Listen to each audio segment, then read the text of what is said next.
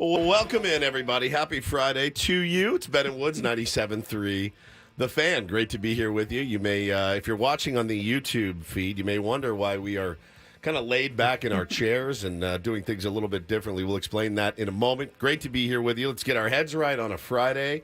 Baseball returns. I feel like all is right in the world. Now we'll see how it ends. Then you haven't been paying attention to the world, my friend. That's fair. Well, all is right in the world. It's better than it was like 6 hours ago. And, of course, we'll get into that in a moment. I have new headphones that I got this morning, for my birthday. And my wife bought them for me, and I'm getting used to them. They're very big. How do I sound normal? Because it sounds weird to me. You sound normal. Do I sound especially rich? You sound very rich. Very rich. Good. That means the sound is working well in those new headphones. Almost sexy. How does this sound? Is it extra sweet because this is against the Dodgers? Annoying. It still Okay. sounds annoying to me. Headphones are working. So perfectly. they work perfectly. I'm Woodsy. That is Paul Reindl. He is the executive producer of the program. Good morning, Paulie. Good morning. Happy birthday, my friend. Thank you so much. I appreciate it. And Benjamin Higgins, your friendly neighborhood sports anchor, joins us as well. Good morning to you. Happy birthday, Woods. Good morning. How does 49 feel? 49 feels pretty good, actually. I'm feeling pretty good this morning, actually. And I wanted to thank Judith and Esther, who are here right now from Instant Mobile Nails. And, yeah, you can't see what's going on right now. But, listen, summer break is all about relaxation. It's all about, shutting the engine down, getting it back to neutral a little bit. That's exactly what we're doing. Ben and I are currently getting pedicures in the studio. Now, I realize this does nothing for the listening audience, but I will tell you this. It feels very, very good. Now, there's a couple reasons why we did it. Number one, because pedicures are amazing. Number two, our beloved Ben has never gotten one First before. one. This is your first time, and I want your thoughts on it right now. It feels a little weird. Yep. Because I don't think my toes have ever felt the scrape of a nail file. A nail or a nail file right? before. Or a nail. And I don't know what's coming, so it's all kind of unexpected. It's like when you're going to the dentist and they reach for each different instrument. You don't know exactly what it's going to do, and you're wondering, maybe I'm not quite as relaxed as I should be because of that. Well, you never relax at the dentist, ever. No. This is a relaxing. Now, there are parts of a pedicure where you're like, oh, boy, when they start to clip the nails, you're like, oh, I hope they don't. But these guys know what they're doing. And, again, it's Judith and Esther from Instant Mobile Nails. They are amazing. What a genius idea, by the way. Yeah, it was a really good idea. In fact, I think we should start doing this every Friday, if I'm being completely honest with you. This feels fantastic. But we missed the experience of the nail salon and the gossip with the girls at the nail salon. Ladies, you got any good gossip that you want to share? Anything good? No? There's no All right. laughing. Okay. Okay, well, yeah, again, Paulie said last night, he goes, it might be a little bit self-serving. I said, no. It's incredibly. I said, you're wrong. It's very self-serving. It's massively self-serving. The hypnotist in studio, people could watch or listen and follow along, and they're laughing at the things that Woodsy is doing and educational as saying. well, yeah. Educational. I'm like, this serves no purpose to the audience. Yeah, zero. Whatsoever. Well, except for, just be happy that Ben's getting his first pedicure ever. And boy, does it feel good. It's great to be here with you guys this morning. I woke up this morning to my alarm, and then I opened my phone, and I had a rash of text messages. Now, you might think, hey, it's your birthday. You're going to wake up to the happy birthday text. And there were a couple in there, thanks to our buddy Foster. Have not heard from my parents yet, which is weird. But I did hear. I'm sure Gary will be calling in. Oh, I'm sure. I did hear from Foster and a couple of other friends. Roman, our beloved Roman. And then we had emails and texts from our bosses last night at 1 o'clock in the morning. Oh, my God. Apparently something happened with Microsoft and CrowdStrike, and there was a bad update sent, I think, and it basically shut a lot of things down. Now, it was a global outage. Planes Did not just affect Odyssey, San Diego radio stations. No, planes had to be grounded. Trains were stopped. It sounds like I saw the police couldn't dispatch or book people into jail or anything. Everybody Carlos's uses Xbox Microsoft. Live was down. Oh, his Xbox Live went down last night. Oh my gosh, dude. Television, we had no prompter last night. Yeah, tell everybody about your fun night last night. Yeah, so I was getting ready to do the 11 o'clock sports, like always. Had my scripts and everything in, graphics all in, and I find out 20, 30 minutes before, we can't call up the graphics, we can't call up the prompter. I tried to print out my scripts because, of course, but that wasn't working either. So what I ended up having to do was take a picture of my scripts with my phone and then bring the phone out onto the set so I could read my copy straight off like a photograph on my phone. That's joking. How desperate things got last night for the 11 o'clock. How long was that segment? 6 minutes? It was only about 2 minutes, fortunately. Okay. There wasn't much going on last night. But it would have been funny if you were like, you're talking about Jaden Ledee or something, and you hold up a picture of your phone onto the camera. Here's Jaden Ledee, right? That is, they were able to put just a generic background behind me, like 10 News, but usually I have like specific Padres graphics and an Open Championship graphic. Couldn't call any of that out. The lower thirds where you usually see like who's speaking, like the sound bite from so and so. Of course. None of that was able to come up, and I don't even know if it was directly. I would assume it's directly related to what was going on with everybody else because this was around 11 p.m. last night, but it was. It was a mess, and I'm sure other businesses are waking up to a big mess this morning, too. I mean, I probably had 20-plus emails. I had a text from, like, the big boss to a bunch of people. When you wake up at 4 in the morning and squint at your phone, and the big boss sends you a text that says, emergency, you kind of panic a little bit. Don't open your computer. Do not touch your laptop. Oh, wow. I'll admit, I had the worry that, they've taken away our transmitter, and we're going to be able to show up. There's no more radio station. No, we've lived that. Yeah, we did that before. We've lived that never again. Before. Glad that wasn't it. We've lived that before. Yeah. We're off the air, guys. No, so we're doing good. We're fine. We're getting pedicures here live on the air. It seems to be the YouTube stream is working. The radio is working. The app. I can't speak to it, but my guess is it might be. It's the best I can offer you on the Odyssey app every day is that it might be working. You might be able to hear us there on the Odyssey app here on Ben and Woods. Nobody's complained yet. Yeah, I haven't heard anything yet, but I'm excited. It's a big day. We're kind of summer break's coming to an end. It's been a very fun week, a very challenging week. I hope you guys have enjoyed it as much as we have. But it was a lot. Confusing as well because I saw a social media post of you going what looked like some sort of dog trip, and I thought you were done with dogs. You kind of moved on to your cats, and after the last dog, you were kind of done. So what was going on yesterday? I did send a tweet that said, "Don't mind us, just off to a dog meet and greet." Right, and I assume that meant like meeting a dog for potential adoption. No. Oh. It kind of worked the other way. So we're leaving for vacation to Hawaii, not this Tuesday, but next. So instead of boarding our little dog, Fiona, Hannah found this company that they have people that will watch your pets for you, like pet sitters. And there's this elderly man. His name is Dick, and he's super, super nice. But, so again, remember, we're dropping Fiona off not this Monday, but next. And typically, you sign up, you find somebody that you like, you pay, you do the thing. Okay, great, we're good to go. Dick is a stickler. Dick wanted to do a full... Come on, Dick. A full bore meet and greet. It's an interview process. An interview process. Now, again, so Hannah said, I need you to go with me. And I said, yeah, of course. And she said, you never know, right? This is how a lot of datelines start. And so I said, sure, I'll go with you. And so we drove over there, and he lives 10 minutes away, so no big deal. And we parked in the parking lot of his apartment complex. And I assumed it would be he'll come down and say, hey, okay, you're Hannah and Steven, and this is your dog, Fiona. Oh, sweet little baby.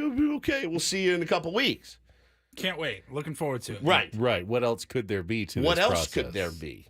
He walks in. He walks down. He goes, follow me. And he leads us into his apartment, which is the same thing that Buffalo Bill does in Silence of the Lambs. And so now I'm looking at him going, I can take him. He's probably 75. If he has a weapon, his reflexes might be a little slow. I'll need to go low, then high, But I can take this guy. I'm pretty sure. So we get to his apartment. We walk in, and he's like, grab a seat around his kitchen table, by the way. And so Hannah and I sit Put the there. lotion on your skin. Yeah, right. Oh, wait. Is that your dog Fiona? And so we're sitting at the what are you, about a size 14? We're sitting at the table, and he just is like, so how are the bowel movements? How frequent? And just starts firing. Yours or Fiona's? I think Fiona's. And he starts firing questions off at us. Now, it's pretty clear he's a sweet, lonely old man, and he was really, really cool and kind. But we were in there for about 15 minutes, dude, sitting around this guy's kitchen table doing our thing and answering all his questions. And so he feels, hey. I think my calluses are being buffed or something right now. I'm not sure what that is. Is that your dog? Okay, this is kind of ticklish, actually. Did you say your name's Frederica Bimmel? Wait. So he's just got an apartment. Yeah, he's got an apartment. Why don't you just have Dick come live at your house and take care of your dog at your place while you're gone? He gets a nice upgrade. Fiona gets to stay at home. What's the problem here? Some guy just shows up with a duffel bag. He's like, all right, I'm moving in. Like, Pet/house sitter. You're good to go. I mean, look, if we had somebody that wanted to do that, that would be considered. But I don't think it was going to be some stranger. So we do the 15th. It's ticklish, isn't it?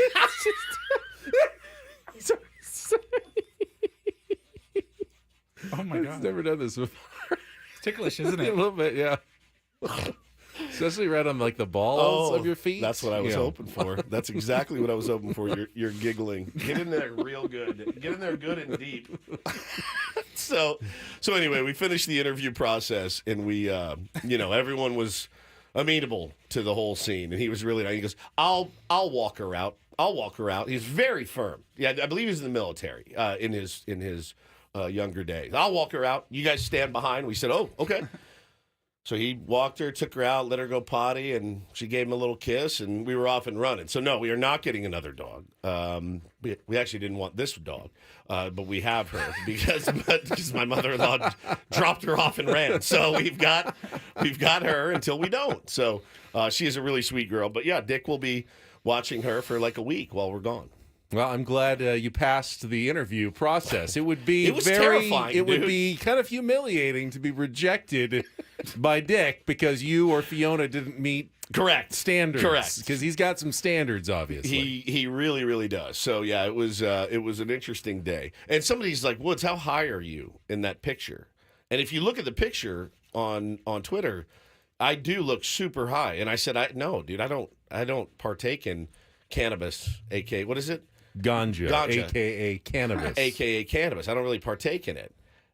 And I said, "Those are called round table eyes. My eyes are like blood red and halfway shut." Ganja, a.k.a. cannabis. Yeah, I did not partake at all in that. I can't speak for the missus, but I certainly You were did also not. hypnotized yesterday. I had also been hypnotized. That may have been the hypnotic suggestion lingering in your eyes. That's exactly right. So it was a good day. Going to be a great birthday today. We've got a good show planned for you as well. We will set the menu when we come back. We're kind of summer break for the first couple of hours, celebrate Woods' birthday. We'll talk a little bit about the schedule release, and then we got business. We got business in the second half of the show because business, baby. Baseball season is resuming. So we'll tell you all about it when we come back. There's a whole lot of debris that is being left off of my feet and toes. I didn't realize I'd be leaving so much of myself here. Buddy, that's 49 years of debris. Plaque buildup or whatever they've got on there. So I feel sorry I haven't for got a pedicure in a couple of years. the I'm ladies expecting here. it to be pretty bad. I can't imagine 48 years. Yeah. How hideous are his feet over there?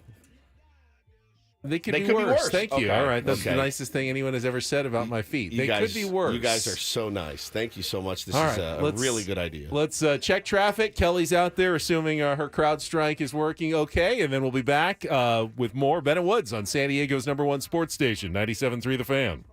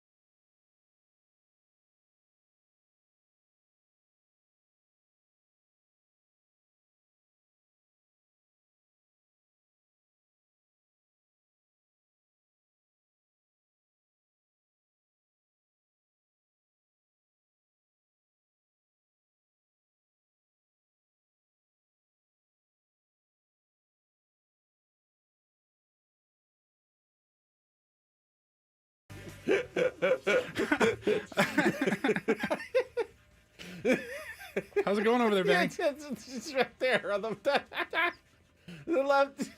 It's okay. Okay. I'm good. Whew. All right, welcome back. It is Ben and Woods. It is Woods' birthday. We are getting pedicures right now.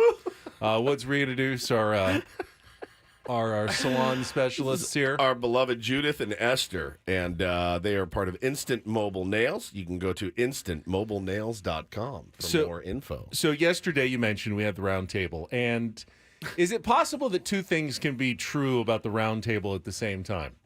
Dread it every week. Yeah. Wish we didn't have to do it. Yes. Enjoy it extremely while we're doing it, actually. Every single time. Literally every single time. After we're done, I'm like, well, great, and that was a lot of fun. It was really fun, yeah. Nice laughing Adam's with ears everyone. just perked up. Oh, I know. You like them? Yeah, well, no, I do. I actually do enjoy the process of being in the round table, discussing things with everybody. The funny thing is though, and this is no fault of your own, you crushed it. Like, we literally just all regurgitated all the stuff we'd been talking about all week. You know, the exact same. Hey, Craig and Annie, you guys talked about favorite game, favorite moment. What was your, and so we go around because there just wasn't a lot to talk about this week. I get week. that, but I also understand that not every single person listens to all 4 hours of every single show. That's There's a lot right. of good content all week. There is. All the shows are discussing, and it's good to bring some of that back. And I learned something, actually, on the round table yesterday from, I think it was Chris, that concerned me. The Cleveland Guardians, who the Padres face the next 3 days, have not lost a series at home all year. Zero. None. They have won or at least split every single home series. Now, maybe the Padres will be the first, go in, take 2 out of 3 at Well, it's got to happen Progressive at some Field. point, It does. right? You think? Or just go ahead and pull off the sweep. It happens. It's baseball. You get them coming out of the break. Everything's a little bit different. But knowing how important it is, and we talked about this, to get off to a pretty decent start here in the second half, considering how jammed the National League wildcard race is. You're only a game above 500. It's an incredibly difficult road trip.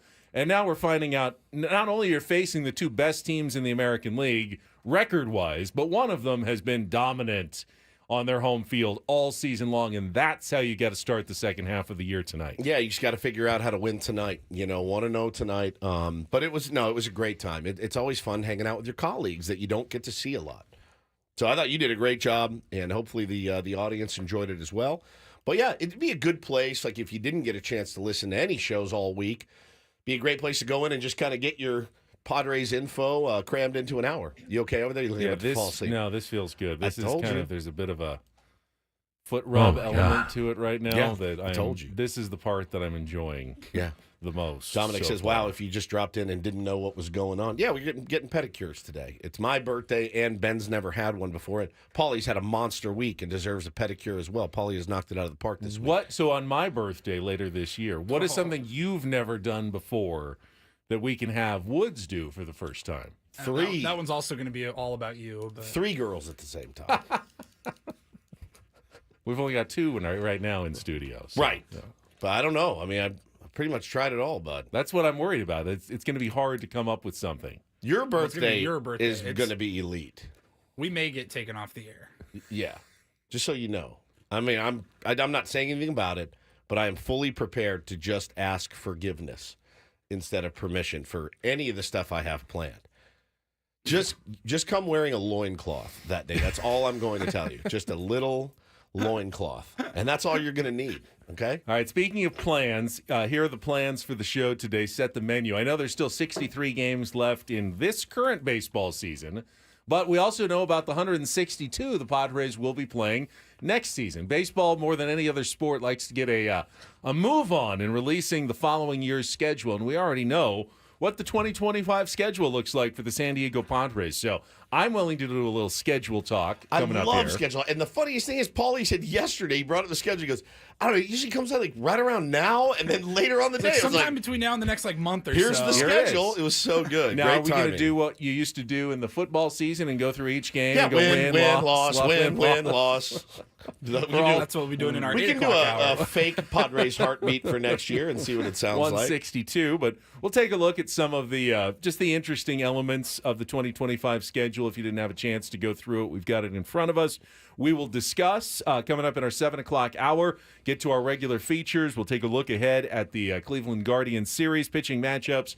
Take on Woods, final day this week of the all girls, all the time theme during summer break. And then we'll have Don't Do This, and then we'll celebrate some of Woods' birthday at 7:35.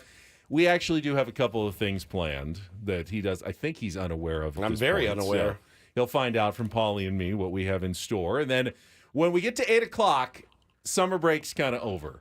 Business. We will, we'll kind of get back to business. We'll switch the font on the YouTube stream, and we will talk baseball. It is a Cespedes family barbecue, grand old barbecue Friday. Jordan Shusterman is going to be with us at 8 o'clock as we take really first look ahead at what's going on in MLB as we get to the second half of the year. Reindl Report at 8:35, and then, of course, it is Friday. We've got a manager's report. At 9 o'clock, Mike Shildt will join us from Cleveland, Ohio, and we'll see how his all-star break went.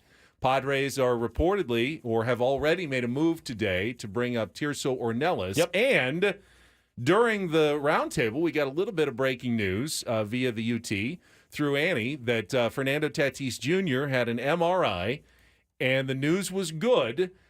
The healing that they were hoping to see has taken place, whatever that means, with the stress It's Fernando reaction. Tatis Jr. Hi. And he is back to at least swinging the bat and throwing the baseball as he ramps up toward full baseball activity and a return that is now expected at some point here in the second half of the season. No timetable necessarily, but there was at least private concerns that this was something that could linger maybe all the way to the end of the year if they weren't careful. But so far, so good with Fernando Tatis Jr., so we got that bit of good news yesterday, and they're going to need a couple of other things to break their way, Woods, I think, over the next couple of months, obviously, to make the playoffs. But they also don't need a miracle to make the postseason. Nope. They're a game out, and if they play well, and Mike Shilt's teams have been known for playing well in the second half of the season, if he can continue that trend, Padres could be in good shape in August and September. Yeah, I don't know how, that's a weird trend to me. The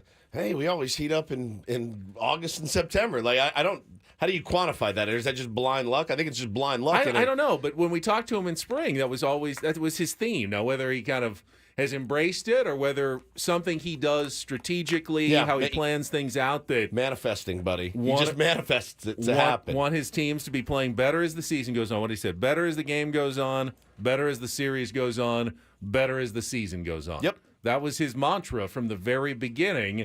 Now he has a chance to really, put his money where his mouth is. And in the second half of the season, you're one game above 500. If you play better baseball in the second half than you did in the first half, I'll say this. Padres should make the playoffs. Yeah, agreed. If they play better than they did in the first half. Now, they don't even have to be a lot better, but if they play better, they will be playing October baseball. Yep. But they didn't play poorly in the first half, so the bar is set at least moderately high. And if you achieve and surpass that bar, we'll see the Padres playing in October. Yeah, it's also gonna come down to, what the other teams behind you and right there next to you do, and you don't want to get to that point. You can you can handle business by handling business You're yourself. not at that point yet. Not even close to that point. Not yet. relying on anyone at this point. You just play well and you'll be in. I will say, though, you guys going to be scoreboard watching from here on out? Because I know I will be. I have already been doing it. Me too. Yeah, I really start fairly early. As soon as you can kind of determine which teams are the real deal. maybe playing for a playoff spot, all of a sudden I'll look at every matchup. Like American League against National League, it's obvious. You're always cheering for the American League team.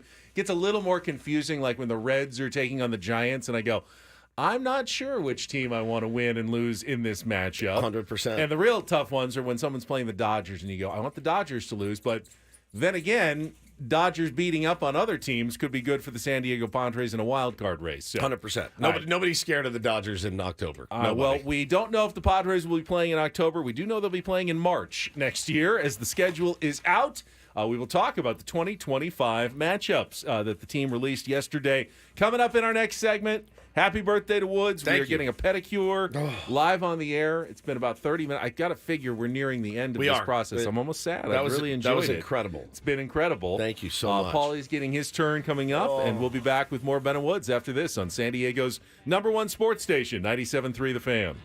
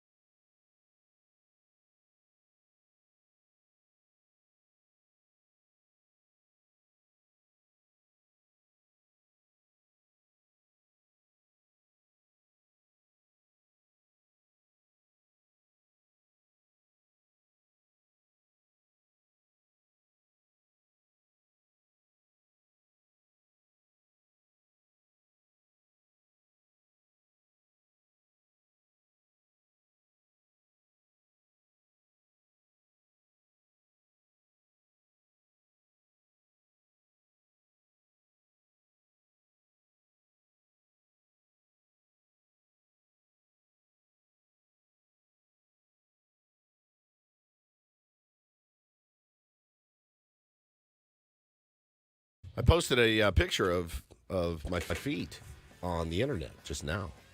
They look good. People get paid a lot for that content, Woods. You're just giving it up for nothing? I don't know that anyone would pay for those. One looks really red and one looks white, but it's the lighting. I swear, it's not. I'm not losing circulation in my left foot or something. They're not about to cut my leg off, and I know that it looks that way. It's the lighting. But thank you again to Judith and Esther from instantmobilenails.com. Came in, knocked it out of the park. They're about to go work on Paulie over there. Ben had a remarkable experience. I did. It was pretty cool. I will say that won't be my last pedicure. No, we got you hooked now. I'm curious. How many pedicures, like on a busy day, will you do all day? Like on a busy day, yeah. Five clients. That's yeah, good. it's hard work. I mean, you do more like homes or offices? I go to homes, nursing homes. Oh. That's awesome. That's senior amazing. Citizens need pedicures too. Of course. So yeah, 100%. In the studio. It's English, isn't it? Yeah, I mean that's labor-intensive hard work that's going on down there. Yeah, dude. Yeah, it is. It is. It feels so good. That's so great. All right, Paulie, just submit the receipt to Odyssey Expenses. Yes, right to Adam Klug. Yeah, see how that goes. He's not here. He's not here. He'll probably just we'll just say it was a glitch on the CrowdStrike or something. Right. There we go. We got manicures and pedicures. Well, just pedicures. I'm not getting a manicure. I don't think so. I manicure mine with my mouth. So every day. All right. Padres schedule for 2025 is already out. We've got some of the highlights and what makes this year's schedule different from any of the last few years' schedules. And we'll get to that right after a check of traffic here on 97.3 The Fan. From the 97.3 The Fan Traffic Center, here's Kelly Danick. Guys, I don't know when I've seen it so busy on our roads. Let me start with the situation on southbound 163 at the 805. All lanes remain blocked due to a fatal accident that happened around 1:30 this morning. Traffic is being diverted off at the 805. Again, all lanes blocked south 163. So give yourself extra time if you need to head through the Kearney Mesa area. Also, southbound side of the 805, an accident just past Imperial. That's got the fast lane blocked. Couple cars involved. Cordell traffic cam shows a collision on northbound 805 before the 15. That's partially in the fast lane. And tow truck is on scene of a collision in Sunset Cliffs Boulevard at the 8. I'm Kelly Danick with Ben and Woods, San Diego's #1 sports station, 97.3 The Fan. So in some ways, Woods, the Padres haven't played a normal Major League Baseball schedule when you think about it since the year 2019. Yeah. Pre-pandemic. Yeah. Obviously 2020, short season, COVID. Lockout. 2021, you come back, there's no fans. Spring training was weird that year. 2022, lockout, started late. Spring training season started late. And then 2023, World Baseball Classic, more interrupted spring training, but weird preparation for everything. And then you had the trip to Korea in 2023. So there was definitely the last few years something odd about every single San Diego Padres schedule. And what's different about the 2025 schedule that was released, as far as we know, it's just a schedule. It's just home games and road games, 81 of each, and scheduled from March 27th, when the Padres will open the season at Petco Park against the Atlanta Braves, coming to town for 4 games, all the way until September 28th, when they will wrap up again at home against the Arizona Diamondbacks on the last day of the season. And of course, in between, with the way baseball formats their schedule, play every team in the American League at least once, including your natural rivals, the Seattle Mariners. And then you will play 2 series against all the East and Central teams, and you've got your 4 series against your NL West rivals pretty much for the schedule in 2025. Yeah, the season's starting on March 27th. That's a touch early, yes? It does. It makes me wonder when 2025 spring training is going to start. Feels like maybe mid-January. This year, like March 28th? Oh, was it? March 30th? Yeah, look up there. It's right in front of you. I mean, Korea was earlier than that. Korea was like March 21st. Yeah, so. it was... It's right around. It's that same week. All right. I feel like I don't know why I thought it was like April 4th or something. No, it used Thursday to be, was the 29th. So yeah, this has got to be about as early as it's gonna get. That means spring training will start right around the Super Bowl now. That the Super Bowl is in the middle of February. What was the first thing that stood out to you guys, like when you perused the schedule? For me, it was the lack of it feels like they don't play many National League West series early in the season. Well, like, they do. They play the Rockies. They got a Rockies and a Giants, and that's it. Like 5 games against the NL West until May. And then they got hit the Rockies again. I mean, where are the Dodgers on Dodgers the are schedule? June 9th is the first time we'll see those turns. That struck me. 7 times in June. Yeah, 7 times in June. I looked at it. I like, and then 6 in August, and that's it. I never really liked the NFL schedule talk very much, but I really enjoyed the baseball schedule talk. Now, again, we're not going to go game by game through here, but I mean, there's. I saw yesterday everyone kind of plotting and planning their trips. Where are we going to go? Want to check out this ballpark, that ballpark? We have already made up our minds. I already got it cleared with the missus. I texted her yesterday and I said, me and the fellas going to be heading out to the city of brotherly love on June 29th. You know, that will be a Sunday to see a Phillies game or two, and then fly back, and then it'll be July 4th weekend. The Texas Rangers will be in that weekend. So that to me is a no-brainer. Middle of the year, head on out. Go check out what Philly is all about. So it's going to be great. You've got the really alternating. Obviously, so many Padres fans made the trip to Boston and Fenway Park this year. Next year will be back again, Yankee Stadium. The Padres play in New York, in the Bronx, in early May. That's a Monday, Tuesday, Wednesday series, so not a weekend one like they had against the Boston Red Sox this year. That's part of a really long road trip in the beginning of May, Pittsburgh, New York, and Colorado. They kind of have a fairly consistent schedule early in the season after they play opening day on Thursday. There's not another Thursday game for like 7 weeks. They have Thursday off all April. Are you already counting how many roundtables you're going to have to do next year? Yeah. Oh, my God. There's like no off days on the roundtable until maybe May 22nd. And we don't have the times. They don't have a Thursday game until, May 22nd. After opening day, yeah. There's nothing until May 22nd on Thursday. So generally they'll play. Going to be some loose Fridays Monday, in here. Tuesday, Wednesday, Friday, Saturday, Sunday. And that'll be the rhythm the Padres kind of get into for most of the first 2 months of the season. So the first thing that stood out to me was I was kind of starting from the beginning and going chronologically. And that second week of April, I go, ATH. Is that a mistake? ATL? Was it a typo? Athens. Are we playing in Athens Athens, Greece is Padres hosting play the Padres. a lot of international games.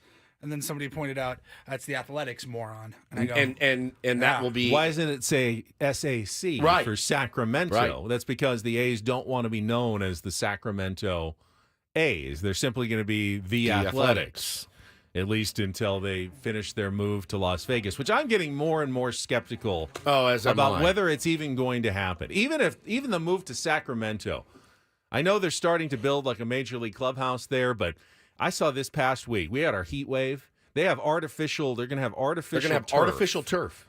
And it was like 114 degrees. And on the artificial turf, it's like 132 degrees. Somebody said, yeah, big leaguers are going to love that. They're going to be so excited to go to Sacramento to play on turf. Now, in April, the Padres will be fine. That's not a worry. But, in July and August it's going to be great. Sacramento, outdoors, it's going to be pretty brutal. And the reason they're putting in the turf is because they also have the AAA, the River Cats, are going to be playing. So, essentially, there's going to be 162 home games in that little Sacramento ballpark, and they thought that real turf isn't going to survive games every single night, so they're going to have to go the artificial route for next season. Everyone go to May 20th on your, go to May 16th. 3 against the Mariners, off. 3 against Toronto, then Atlanta, then Miami, 1 day off. 3 against Pittsburgh, 4 against San Francisco, 3 against Milwaukee, 3 against LA, day off.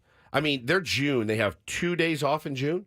It's going to be brutal. That's a brutal, brutal schedule. And it continues all the way in through basically until July 3rd. There's another day off. They're just random days off with many, many games. Now, the Padres had that earlier this season. They did. They were the team that really had to play a ton of games. In addition to the 2 in Korea, they stockpiled games. They played the most games of any team. They played 99 games before the All-Star break. I know the All-Star break isn't technically supposed to be right at the midpoint of the season, but it's certainly supposed to be before 99 games, as it is for most teams. So they have the fewest games remaining this year. They'll have a tough stretch, as Woods pointed out, May and June, not a lot of off days. You got a lot of travel going through there. I was just so relieved. I saw that the Cubs and Dodgers were announced for the Tokyo series to start the year, and to just look through the schedule quickly and see that the Padres had no international games. Yeah. I was like, thank God. Mrs. I think it's Woods. a great idea. I think it's great for the game and growing the game. Padres have had too many recently. Like, can we just get back to some sort of normalcy next Well, year? it takes out and not. The word excuse is always it's always an interesting one, right? Because a lot of people will say, well, it's no excuse, but I have a bum ankle. But that's kind of an excuse, right? It's just weird. Like, if you say it, doesn't that, in fact, make it an excuse? Yes. Right. I'm not going to alibi it.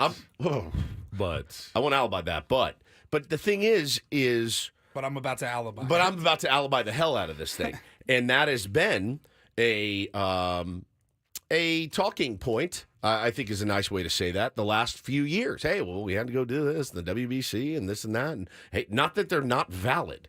They are. But that goes out the window this year. So you can't, there's not going to be any of that going on, at least on this show. There will not be any alibiing for the guys having long travel and things like that. Now, Mrs. Woods was very upset because she has had major FOMO the last, 2 international trips, and she really wanted to go see where they were going this year. But it's not going to happen. I have seen Dodger fans already tweeting, who will it be on the mound for us? Will it be Shohei Ohtani? Will it be Yamamoto? Or will it be Roki Sasaki? And I thought, well, that's very presumptive of you to think that it's Roki Sasaki. It's also presumptive to think that Shohei will be back in pitching by that point. It's also presumptive to think that Yamamoto will be back in pitching as he's on the 60-day IL right now. You just never know. I wouldn't go counting my chickens. Not to defend the Dodgers, but having to ask them to go to Korea, then Japan 2 years in a row, they have actual reason for it makes perfect sense. It makes more sense than anything in the world. For Major League Baseball to take advantage of that. And if you're going to spend that kind of money on Asian star players, you better understand that Major League Baseball is going to want to send you to play, in that part of the world. Can we sign a bunch of Italians on the Padres? And then we can go to, Rome or something? Yes. Padres baseball at the Coliseum in Rome. All the way in, dude. Here it's a short porch. All the way in. Watch out for the Lions. Let's get some maybe sign some Greek players, some Italians, some Spanish players from Spain.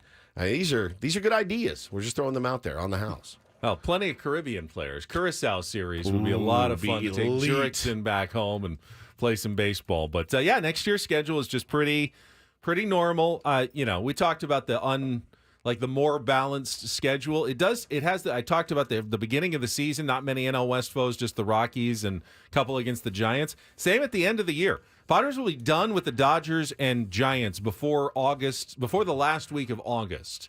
They will only have 2 series against the Rockies and 1 against the Diamondbacks in the last month of the year. So if you are in a divisional race, it's not going to be a lot of head-to-head matchups later in the year. You're going to be scoreboard watching what's going on. Now, when was the last time the Padres were actually in a divisional race? So we'll consider ourselves lucky if they probably are in September. It's usually the wild card race. And, then we get the Mets and the Reds. Oh, you're getting the scrub. Yep. Again, if you're just joining us, it's Woods' birthday, and we have pedicures mobile pedicures that we just had ours, and now Paulie is getting his during feels so good. Second half of this hour. Feels so good. Are they both working on you at the same time, Paulie? He's getting 2 girls, 1 Paul. 2 girls, 1 Paul. Very nice. Can't beat that. So that's a look, and we have plans. We haven't bought plane tickets or anything, but the idea will be to Philadelphia. Now, Adam's going to want us to take the equipment, and you're going to push back. You just want to go and have a fun Ben and Woods and Paul boys trip to guys Philadelphia. Trip. Yeah, we've been talking about this. We've been a show for a long time. We've never really done this. And if Odyssey's going to pick up the tab, sure, we'll take the equipment. We'll work. We'll do whatever. But my gut tells me that they will not. Are we going to hit up Matt Strom for tickets while we're there? We talked about that last night with Paulie. Paulie said, I think we do, don't we? I think we might. We might be able to get working credentials. Yeah, I want to see the press box at Citizens Bank Park. You know me. Yes, I do. I don't want to sit in it, though. But I'd like to see it. I'd like to see it. But, those will get us on the field for, batting practice. But, if you're and then Matt, I want to go sit in the seats, If you're Matt Strom, are you like, I'm going to bring 3 Padres fans in to Philly? And I wonder, too, how gnarly is their crowd? That's why I like going on a Monday. I feel like if we went on a Friday or Saturday, I feel like you might beer get punched in the fest. face, Are Ben. we like gearing up with Padres gear while we're wearing at there? Or are we going kind of incognito and discreet? No, I'm gonna wear Padres gear. I'm not gonna be obnoxious about it, but I'm gonna go with. They're gonna know who I'm representing. Maybe we can just buy our section some beers and stuff to calm it. Calm them down. That usually calms people in Philly down. Lots of alcohol. Lots of alcohol. Yeah. Maybe we can bring these ladies with us and do pedicures for everyone in the entire Call me when you get your beer. Yeah, call me when you get your food. Your water. The scenario. Now, what happens if Matt Strom gets traded in the offseason? I don't think he will. He's there. He signed a new deal. He's got a deal. Yeah, he signed a new deal. There's no trade contract. No, but why would you trade Because him? AJ Preller comes calling and wants Matt Strom back. No, an offer you can't refuse. I don't think so, man. But yeah, I think that'd be great. I think that would be great. Elisa just said you guys are feral. We are. Yeah, we know. Just in here getting pedicures in the morning. Isn't that the opposite of feral? Yeah, maybe. We're cultured. Civilized. I like it. This is, a little flute of champagne, maybe. If Adam can arrange for Friday morning mobile pedicures in studio, I will, weekly. Never complain about the round table. table. Then we'll work when we We'll go work to in Philly. Yeah. I'm excited, though. I texted my wife yesterday. I said, me and the fellas, we're going to this. And she said, great. Have a great time. So I've already got the hall pass to go. Not the hall pass, the travel pass. Hall pass is something entirely I don't different. think she's going to give me a hall pass. I would doubt it. The hall pass. That's what you got in school to go to the bathroom. Right. Hall pass. That's one. Definition it's evolved. Of it. Yes. All right. We'll come back. We've got a look ahead at the Guardian series that begins tonight here on 97.3 The Fan. And yes, I will have a brief golf update for you as well. Second round of the Open Don't Championship. sound defeated. It's a major. Is underway. It is a major. There's You're a good. really interesting story at the top of the leaderboard as well. Get to all of that coming up next year on The Fan.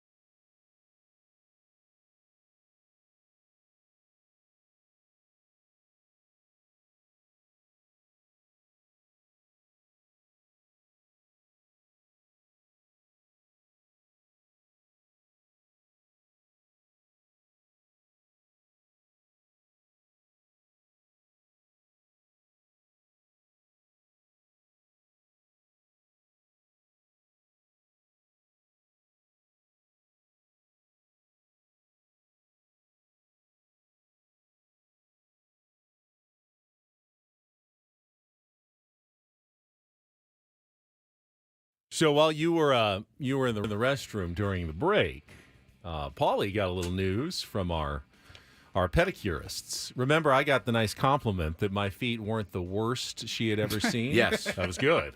Paulie actually got, you have really nice feet. Oh. Thank you very much. That compliment coming from someone who sees feet all up the close time for a living. Yeah. Pretty good That I is looked stuff, over. Paulie. The girls were talking to each other, and I looked over, and they said, "Oh, we're talking about how you have really nice feet." Oh, that's so Wow, nice. thank you so much. That's Topic nice of conversation. Now, did you get the leg? Yeah. Oh, Now, have you ever Calves. seen calves? No, you didn't do his. She No. did. Yeah. Have you ever How seen impressive were calves his like calves? his? Ever? You've You've seen calves seen- like I've that? seen All it. right. All right. Well, okay. That's fine. Got She's a good- unremarkable feet and now unremarkable calves. that's fine. My best quality, my calves just got not that great. They're not that special, apparently. So, quick update from the Open Championship. Second round is underway at Royal Troon. And the leader in the clubhouse today after a 69. Shane Nice. Lowry is at 7 under par. Won in 2019. Seems like a fun, good dude. Great dude. Irishman. Shane Lowry seems to always be smiling, laughing, having a pretty good time, looking for his second major title. But the big story, or at least the one that I find interesting, and he's in the middle of his second round right now, and he's holding on at 5 under. He shot a 6 under 65 yesterday. Englishman named Dan Brown. And if you haven't heard of Dan Brown, don't worry. I hadn't either, and neither had most golfers. Dan Brown is playing in his very first major ever. He qualified about 2 weeks ago, just kind of went through the qualifying process, made it. He shot, as I said, a bogey-free 65. You know how many players have ever shot a bogey-free 65 or better in the first round of their very first major? None until yesterday. In the history of golf, he's the first one to do it, and he did it on a tough course where scores were not easy yesterday. So this guy is kind of just living a magical dream right now. He's 1 over through 12 holes, but he's still alone in second place right now behind Shane Lowry. And the guy hadn't made a cut in 6 months until last week when he finished 61st at the Scottish Open. And now he's in second place at the Open Championship. You hate to say that it won't last, but it probably won't last. But yeah, I mean, nobody's ever going to take that away from you. But this is what separates the men from the boys here in these tournaments is, hey, you've seen all kinds of guys get out to these. This feels really good on a Friday, and then Saturday starts creeping. And you're absolutely right. You know your golf enough to know that odds are Daniel Brown's going to fade and disappear. But it'd be great if he didn't. In the Open, it does seem like every once in a while you get the Jean Van de Velde or the Todd Hamilton who actually won the tournament and just sticks around the entire week. And all of a sudden at the end, they're coming up 18 and they're winning the tournament. And you go, where did this guy come from? It's always a great story. Now, there are bigger names that are right behind him. Justin Rose, who's 4 under, 2 under today. Scotty Scheffler, 3 under for the tournament, 2 under today. He's on 18, so he's going to be part of the mix this weekend as the number 1 golfer in the world looks to add to his major haul. Guys who finished today, Xander Schauffele, 72, 1 over today, but he is in red numbers at 1 under, tied for 9th, along with Patrick Cantley. Jason Day is also at 1 under, and they are all done for the day. Now, on the other end of the spectrum, guys who are struggling include Tiger Woods, who's going to miss a 3rd straight cut in a major. He is, last I checked, 12 over par. Wow. 14 over is where he finished, 79, 77. So not a good couple of days for Tiger, who obviously is rusty and does not have the ability to practice like he used to. Now, for everyone like Colin Montgomery who says, just hang it up. Well, should Wyndham Clark hang it up? Last year's U.S. Open champ, he's 16 over. Wow. Yeah, he's even worse than Tiger. Should Cameron Smith hang it up? He's at 12 over after an 80 and a 74. There are other guys who have shot big numbers. Rory McIlroy had a terrible day yesterday. He'll need to go low today just to make the cut. So there are guys who have had their troubles on this course. Tiger wasn't the only one, but right now it's Shane Lowry who's in the lead at 7 under par. It's going to be a really interesting couple of days out there. How's the weather conditions supposed to be? So it's so unpredictable. I was told that today was going to be the nicest day, but they say the wind is howling. Awful. So you never really know. Tomorrow's supposed to be very rainy all day, and then Sunday is a little bit windier but less rain, is what I heard. But when you're on the Scottish coast, that can change every 20 minutes or so. Yeah, well, listen, let's get into some Padres baseball talk because so it starts again tonight. Let me throw out the phone numbers for Take on Woods here in a couple of minutes. 833-288-0973 if you want to play musical trivia against Woods. Try to qualify for Vegas. 833-288-0973. Yeah, it starts back up tonight in Cleveland. Padres haven't been there in a while, I think, to take on the Guardians at Progressive Field. Matt Waldron will be on the mound for Game 1 of the series against Tanner Bibby, right-hander. So Padres, I don't know if that's still a thing that they can't beat left-handers, but they do get some righties in this series. I haven't heard that narrative in a while. Now it's just about winning ball games. They faced plenty of right-handers against Atlanta, and were unable to beat a couple of those guys. Yeah. But Tanner Bibby did pitch at Petco Park last year. The Padres got to him 6 runs on 8 hits. But he's a good pitcher. I mean, he's having a good year. 7-4, 3.77 ERA. He struck out 123 batters already this year, so he's a strikeout kind of guy. It's going to be interesting. It's always fun to see how the team comes out after the break. There's some guys that probably running a little bit more ragged, like Jurickson Profar. He's been doing the All-Star game scene, and Robert Suarez, he only threw a few pitches that we didn't get to see in the All-Star game because of Big Papi asking everyone if they're having fun. Which was killer content. But, yeah, man, it's going to see, how did you guys react to the break? How's everyone feeling? They know what's lying ahead, man, and it's a huge second half. I get the sense that Cleveland's the kind of team that if you could have just skipped the break and just kept rolling because they've been playing so well in the first half of the season, they would have liked to. The Padres, of course, were a team that absolutely needed the break. No question. Limping in not only, physically with the injuries they're dealing with, but just kind of mentally, that last week did not go well, losing 6 of their last 7. So you kind of hope that the break flips the script for both teams. Like Cleveland loses some of their mojo and the Padres, with a little rest, come out. But we'll find out probably a lot in these first couple of days and certainly in this first road trip of what kind of second half of the season we're going to expect. Because if they have a good road trip, they will get through pretty much their toughest part of the schedule right now and be in good shape going forward. If they have a bad road trip, they're probably going to be chasing and having to go on a winning streak at some point, to catch up in the wild card race. So we'll know a lot in the next 9 days, which will culminate with the Padres coming home to face the Dodgers for the trade deadline days at the end of July. Insane. It's just going to be an insane couple of weeks here. Game 2 of the series tomorrow is Dylan Cease against Gavin Williams. And then Game 3 on Sunday is Michael King against Ben Lively to wrap up the series. What are the times of those games? Let me see if I can find the schedule. So today's 4:10. Tomorrow is 4:10. And Sunday is 10:40 San Diego time in the morning. So a little breakfast and baseball with Sam Levitt at 9:40 on Sunday to wrap up the series. Pancakes and Padres. Pancakes and Padres. Yeah. Okay. All right, so that's we ready to play? Yeah, you got anything else on the Guardians? No. It's taken me about how long have they been the Guardians? Would you say this is like the 4th? I've called them Indians several times over the years. I think I've caught myself wanting to say it a couple of times, but I haven't actually let it slip out yet. I have many times, as you know. Yeah, but recently doing better. Let's see when they switch. I want to say this is the 4th year they've been the Guardians, but maybe it's only the 3rd. 22. So this is the 3rd year they've been the 22, Guardians. 23. This is year number 3. All right. Starting to get used to it. I would have thought like 2019. Well, referees in the NFL still call them the San Diego Chargers, and it's been referees in on a decade here. Sportscasters. Yeah. I mean, it happens all the time. But they call Washington or the Commanders. I think there's more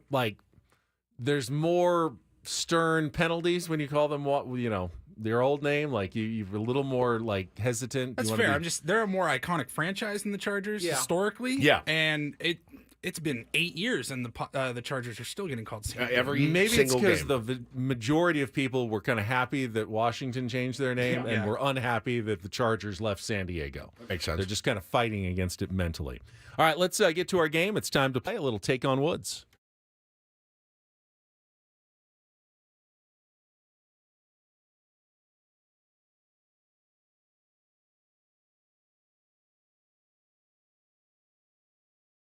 Take on Woods, brought to you by Valvoline Instant Oil Change. It only takes 15 minutes, and you don't have to get out of your car. For directions and discounts, go to SoCalOilChange.com. That's SoCalOilChange.com. And let's see, go to line 1. Who's this? You calling in for Take on Woods?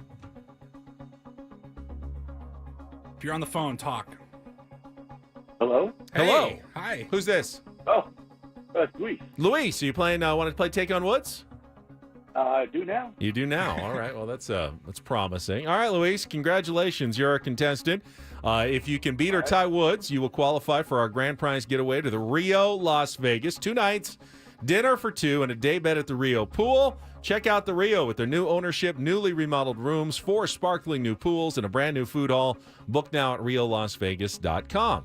All right, we're wrapping up our week of all girls all the time on summer break.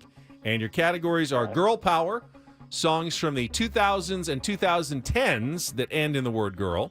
Girls Night Out, those are song titles that just include the word girls, plural somewhere. And 3 Times a Lady. I ran out of girl songs, so songs and artists that feature the word lady in them. Girl Power, Girls Night Out, or 3 Times a Lady, Luis?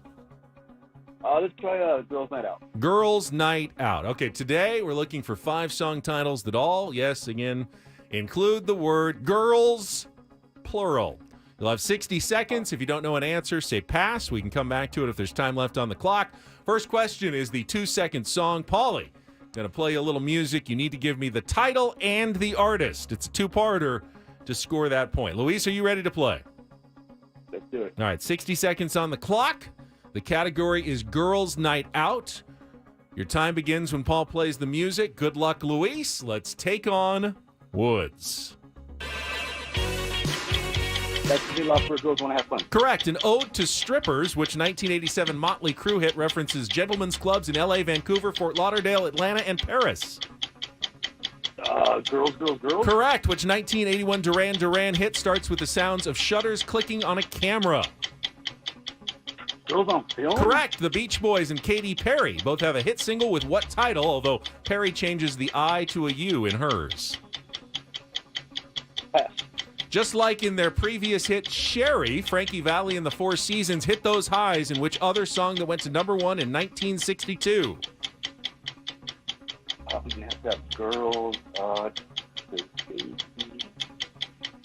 Geez, pass. Okay, the Beach Boys and Katy Perry both have a hit single with what title, although Perry changes the I to a U in hers? Come on, you got this one. Beach Boys. Numbers. Oh, I thought that was going to be the easiest one. You got 3 there, Luis. But yeah, California Girls and California Girls are the 2 songs there. And then Big Girls Don't Cry. I don't know. I think maybe that last one is going to be the difference. We'll see. It could be. We'll see. Woods kind of has got a sense for what the theme has been this week. Gives him a little advantage more than usual. All right, Luis's score is locked in. Woods is back, got his new headphones, birthday You weren't headphones as on. discreet as you think you are with the theme. No. Ben? No. Yeah. 60 seconds on the clock. Your time begins when Paul plays the I music. hope you picked up on the theme. Good luck, Woods. Let's take on Luis.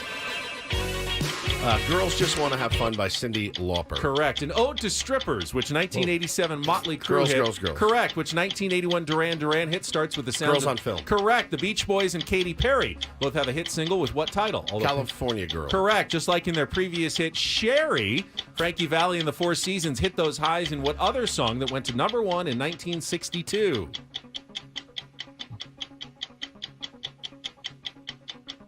Frankie Valli.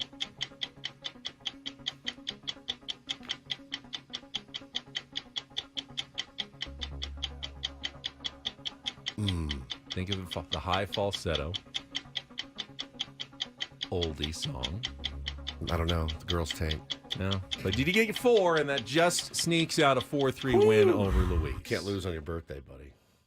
Cannot. Do you want me to sing it for you? Kind of. Don't cry, they don't cry. Big girls, they don't cry. Big girls don't cry. Yeah, that was the one you didn't get. Don't cry. The theme, of course, It was all girls. Girls Night Out again. All the time. That wraps up our week of girls on Take on Woods for summer break. Well, shout out to the ladies this week. Yeah. Yeah. Our pedicurists, the ladies in incredible. today, did a very nice job. Incredible. We got Don't Do This is coming up next.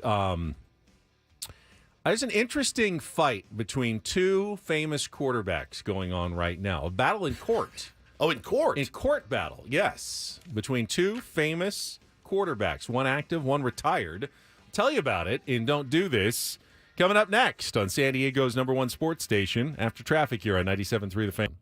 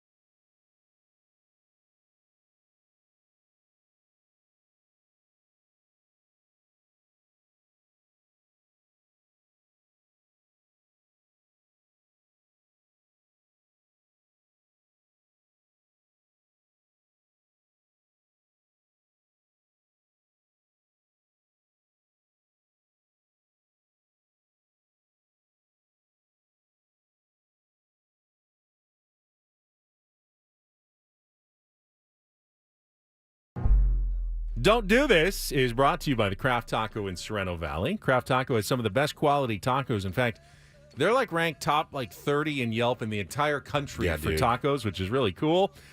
Checked out their happy hour specials today at thecrafttaco.com.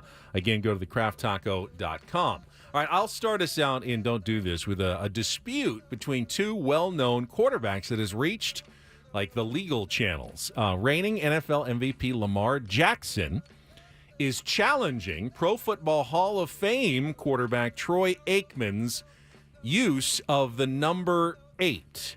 What? Aikman is trying to trademark 8. He wants to sell shirts that just say 8. And that is associated with me. I'm Troy Aikman. I wore number 8 for the Dallas Cowboys. I'm in the Hall of Fame. But yeah, you amongst others. Lamar Troy. Jackson is oh, no. I'm 8. a big number 8. You can't just I'm not paying Troy Aikman every time I want to sell a purple 8 shirt that has Baltimore Ravens stuff on it. So he is challenging Aikman's company that is doing his marketing for rights to the number 8, which I kind of feel like everyone should have free use of the number 8. As do I, and doesn't it? Number one, it's going to lead to, because Troy Aikman still calls games, and they have to go down and do the, they sit with the quarterbacks, and, hey, what are you seeing, and how are you guys playing? They do this. That's going to be uncomfortable. But also, is there ever a point, if you're Troy Aikman, where you're good, hey, you've made an ass ton of money, just I get the sense. Just live your. Yeah. You've got how many rings? What Settle do you get? down, 3 guy. rings. Just relax. So I get the sense that they all have business and marketing people, and they've got to justify their existence by, hey, we're going to market this, and we're going to do that, and we're going to file a trademark. And if you're Aikman, you kind of just go, okay, go for it. Guess. I mean, because you want to justify, and you're paying these people to do something. So, but by the way, they're going after it. You can go to any of our socials and click on our link tree and go buy a Ben & Woods T-shirt right now. So, just so you know, to be safe, we should probably no longer use the number 8 on the show, just because we don't want to have to pay either of them. So I really coming up in the 7 o'clock plus 1 hour is Jordan Shusterman from Cesar's Family Barbecue, and then at 35 in that same hour we'll have the Reindl Report coming up. 35. And then at 9 o'clock we have Mike Shildt in the Manager's Report. But Roger Maris's family is suing us for using 9. So sorry about that, guys. Jake Cronenworth also very upset about us saying 9. It's a stupid thing. And at some point, man, isn't it enough? Isn't it enough? This is a gnarly. Well, listen, Lawrence Taylor was arrested again. Now, the headline yesterday was Lawrence Taylor arrested again, sexual offenses. Now, it's an old case, not that makes it any better. I'm not excusing what he did. But apparently, it was many years ago, Ben, he's declared a sex offender back in 2011. Accusations that he had been intimate with a 16-year-old girl. So he was convicted, and his status requires him to follow conditions, right? As a registered sex offender. He has to let law enforcement know when he moves or if he changes his name. This is the second time this has happened where he moved and did not let them know. He didn't change his name, though. He did not change his name, but he moved, and you can't have sex offenders just hopping around from place to place. That's why there's a registry. They need to make sure they know where he is at all times. And so he failed to do it again, and will be heading to court very soon. He will plead not guilty. I don't know how you... What are your personal feelings on about sex offenders? LT? I'm against them. Not sex offenders, but LT. I mean, because he's a sex offender, can you not... How do you... I mean, are you but he's still one of the greatest, if not the greatest, defensive player. No, I have a hard line stance. Football I think history. against sex offenders. Because I kind of forgotten about this story until it brought up again. I mean, the dude, if someone had said Lawrence Taylor before yesterday, I would have said, oh, yeah, meanest, nastiest pass rusher ever. And I wouldn't have really thought about anything else. It was one of those things. We, of course, grew up watching LT play, and he was must-see TV. And then, he had a lot of problems with drugs and alcohol. And, of course, I'm going to give you a little leeway there. But then when this happened, I said, oh, boy. And now, if he's trying to circumvent the system by moving around, that creeps me out. So He says big misunderstanding. He wasn't intending to do anything wrong. Right. Right. But he also knows the rules because he's also gotten in trouble for this before. So, buddy, if you're going to move around, you got to let him know. Woods, a little do this, and I've got some good news for you. DD mega doo-doo. If your retirement plan involves Bo Woods becoming a top draft pick in Major League Baseball someday, he should do fairly well with the trend because yesterday the Cincinnati Reds signed their number 1 draft pick, 2nd overall, Chase Burns, to a new all-time draft bonus record, $9.25 million, breaking the record Paul Skeens set last year when he signed for $9.2 million with the Pittsburgh Pirates. And that we don't even know what the first and third picks, who are also considered right on the same level, are going to get. Travis Bazzana from the Cleveland Guardians, and then Charlie Condon, who was taken by the Colorado Rockies, also in line for giant bonuses that are approaching 8 figures now. That's crazy, right? I mean, that's for a baseball That's player. for a baseball player with, again, we say it all the time, basketball, different. Starting point guard next year. Football, different. Starting cornerback next year. Baseball's different. You may not see this guy for 3 to 4 years. Now, all those guys at the top were college picks, Yeah. including Burns, who went to Wake Forest. Bazzana, of course, Oregon State. Yep. And Condon went to Georgia. So there were a lot of college picks at the top of the draft. Well, good for him. I mean, he got his bag, and now he's got to deliver. It's a big bag. It's a big bag, dude. It's a lot of pressure. It's a tremendous amount of pressure. I mean, you see those stories, but it can affect you mentally when you know you're getting that much money. But it doesn't make baseball any easier. Well, and when you walk into the clubhouse in minor leagues and you're now a professional baseball player, and every person in there that's been grinding and eating PB&Js and sleeping on floors is like, cool, man, how's that $9 million that you got? I mean, it doesn't breed a lot of good feelings, I would imagine, from some of the other guys in there. And those guys are up against it, but it's a good problem to have. Even if you don't make it, you got $9 million. So, and that is don't and do this for a Friday.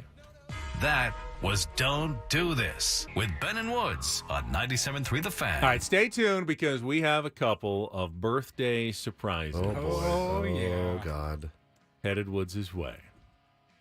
Nothing like you would have in store for me. I don't think you'll be uncomfortable with either of our birthday surprises. Oh, I don't mind. You're going to S your pants. I Am think I? so. Yeah. I don't know whose surprise you're going to like more. Now I'm Paulie's nervous. is incredible. Now I'm really nervous. But I am pretty proud of mine as well. Wow. All right. I have no idea what's happening. And you don't have any idea. You guys finally, are- the shoe Yeah, it's on the other foot. is on the other foot. It's a pedicured foot. It's a though. pedicured foot. It is. Feels nice and so soft. You guys are the best. Thank you. I'm You excited. don't know that yet. You Well, don't that's know true. what's coming. That's true. Save judgment until the end. All right. Tier 1s, you don't know what's coming either. Stay tuned. Listen carefully. Ben and Woods continuing next on San Diego's #1 sports station, 97.3 The Fan.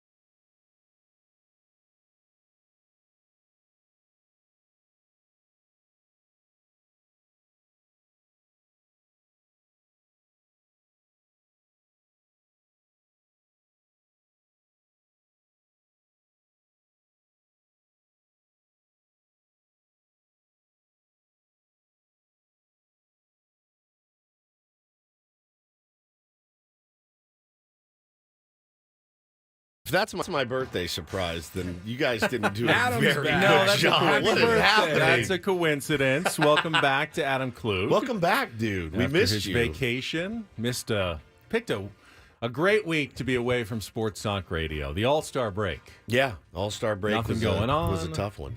I just came in to give Woods a massage. Dying for good, some yes. content. Actually, the timing is pretty good. If you are just joining us, today is Woods' 49th birthday. Mm-hmm.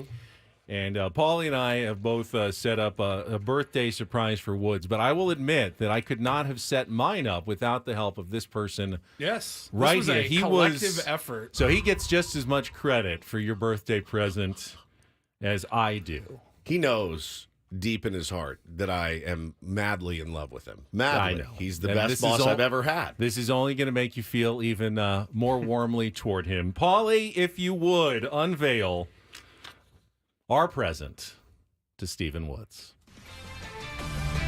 This is Boomer Esiason with an Odyssey Sports Minute. Today's birthday shout-out goes to San Diego radio host Stephen Woods. Woodsy, as he is known to friends, is iconic in America's finest city for his Padres passion and musical knowledge. Along with co-host Ben Higgins and producer Paul Reindl, Woods has helped turn 97.3 The Fan into the #1 radio station in town. Keep up the great work, Woodsy, and a happy birthday. I'm Boomer Esiason. I am. You are welcome. I am so dead, dude.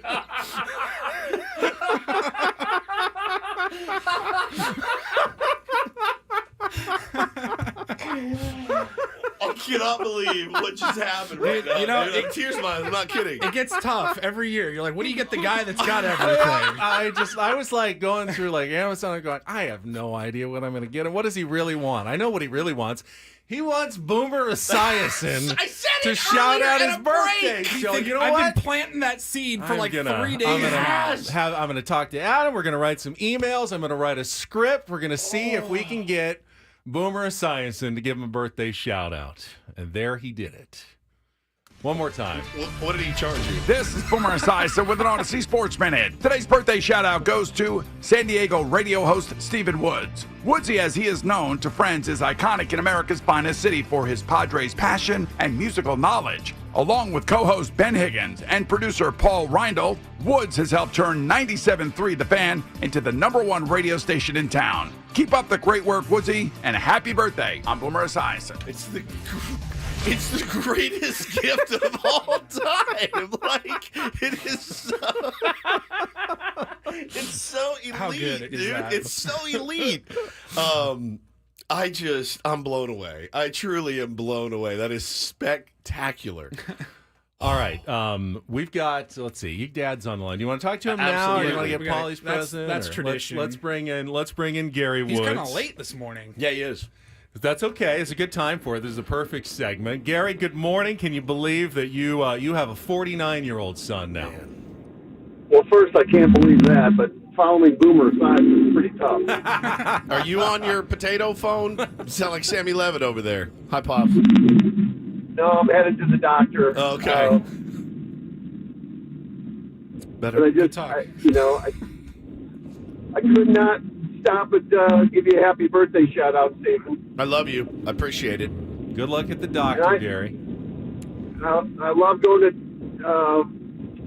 Irish games. I've been to a lot of sporting events. I don't know if I love anything more than you three on the radio every morning. Appreciate it, Pops. Thanks, Dad. I love you. And what was I going to tell you? Wouldn't be here without you.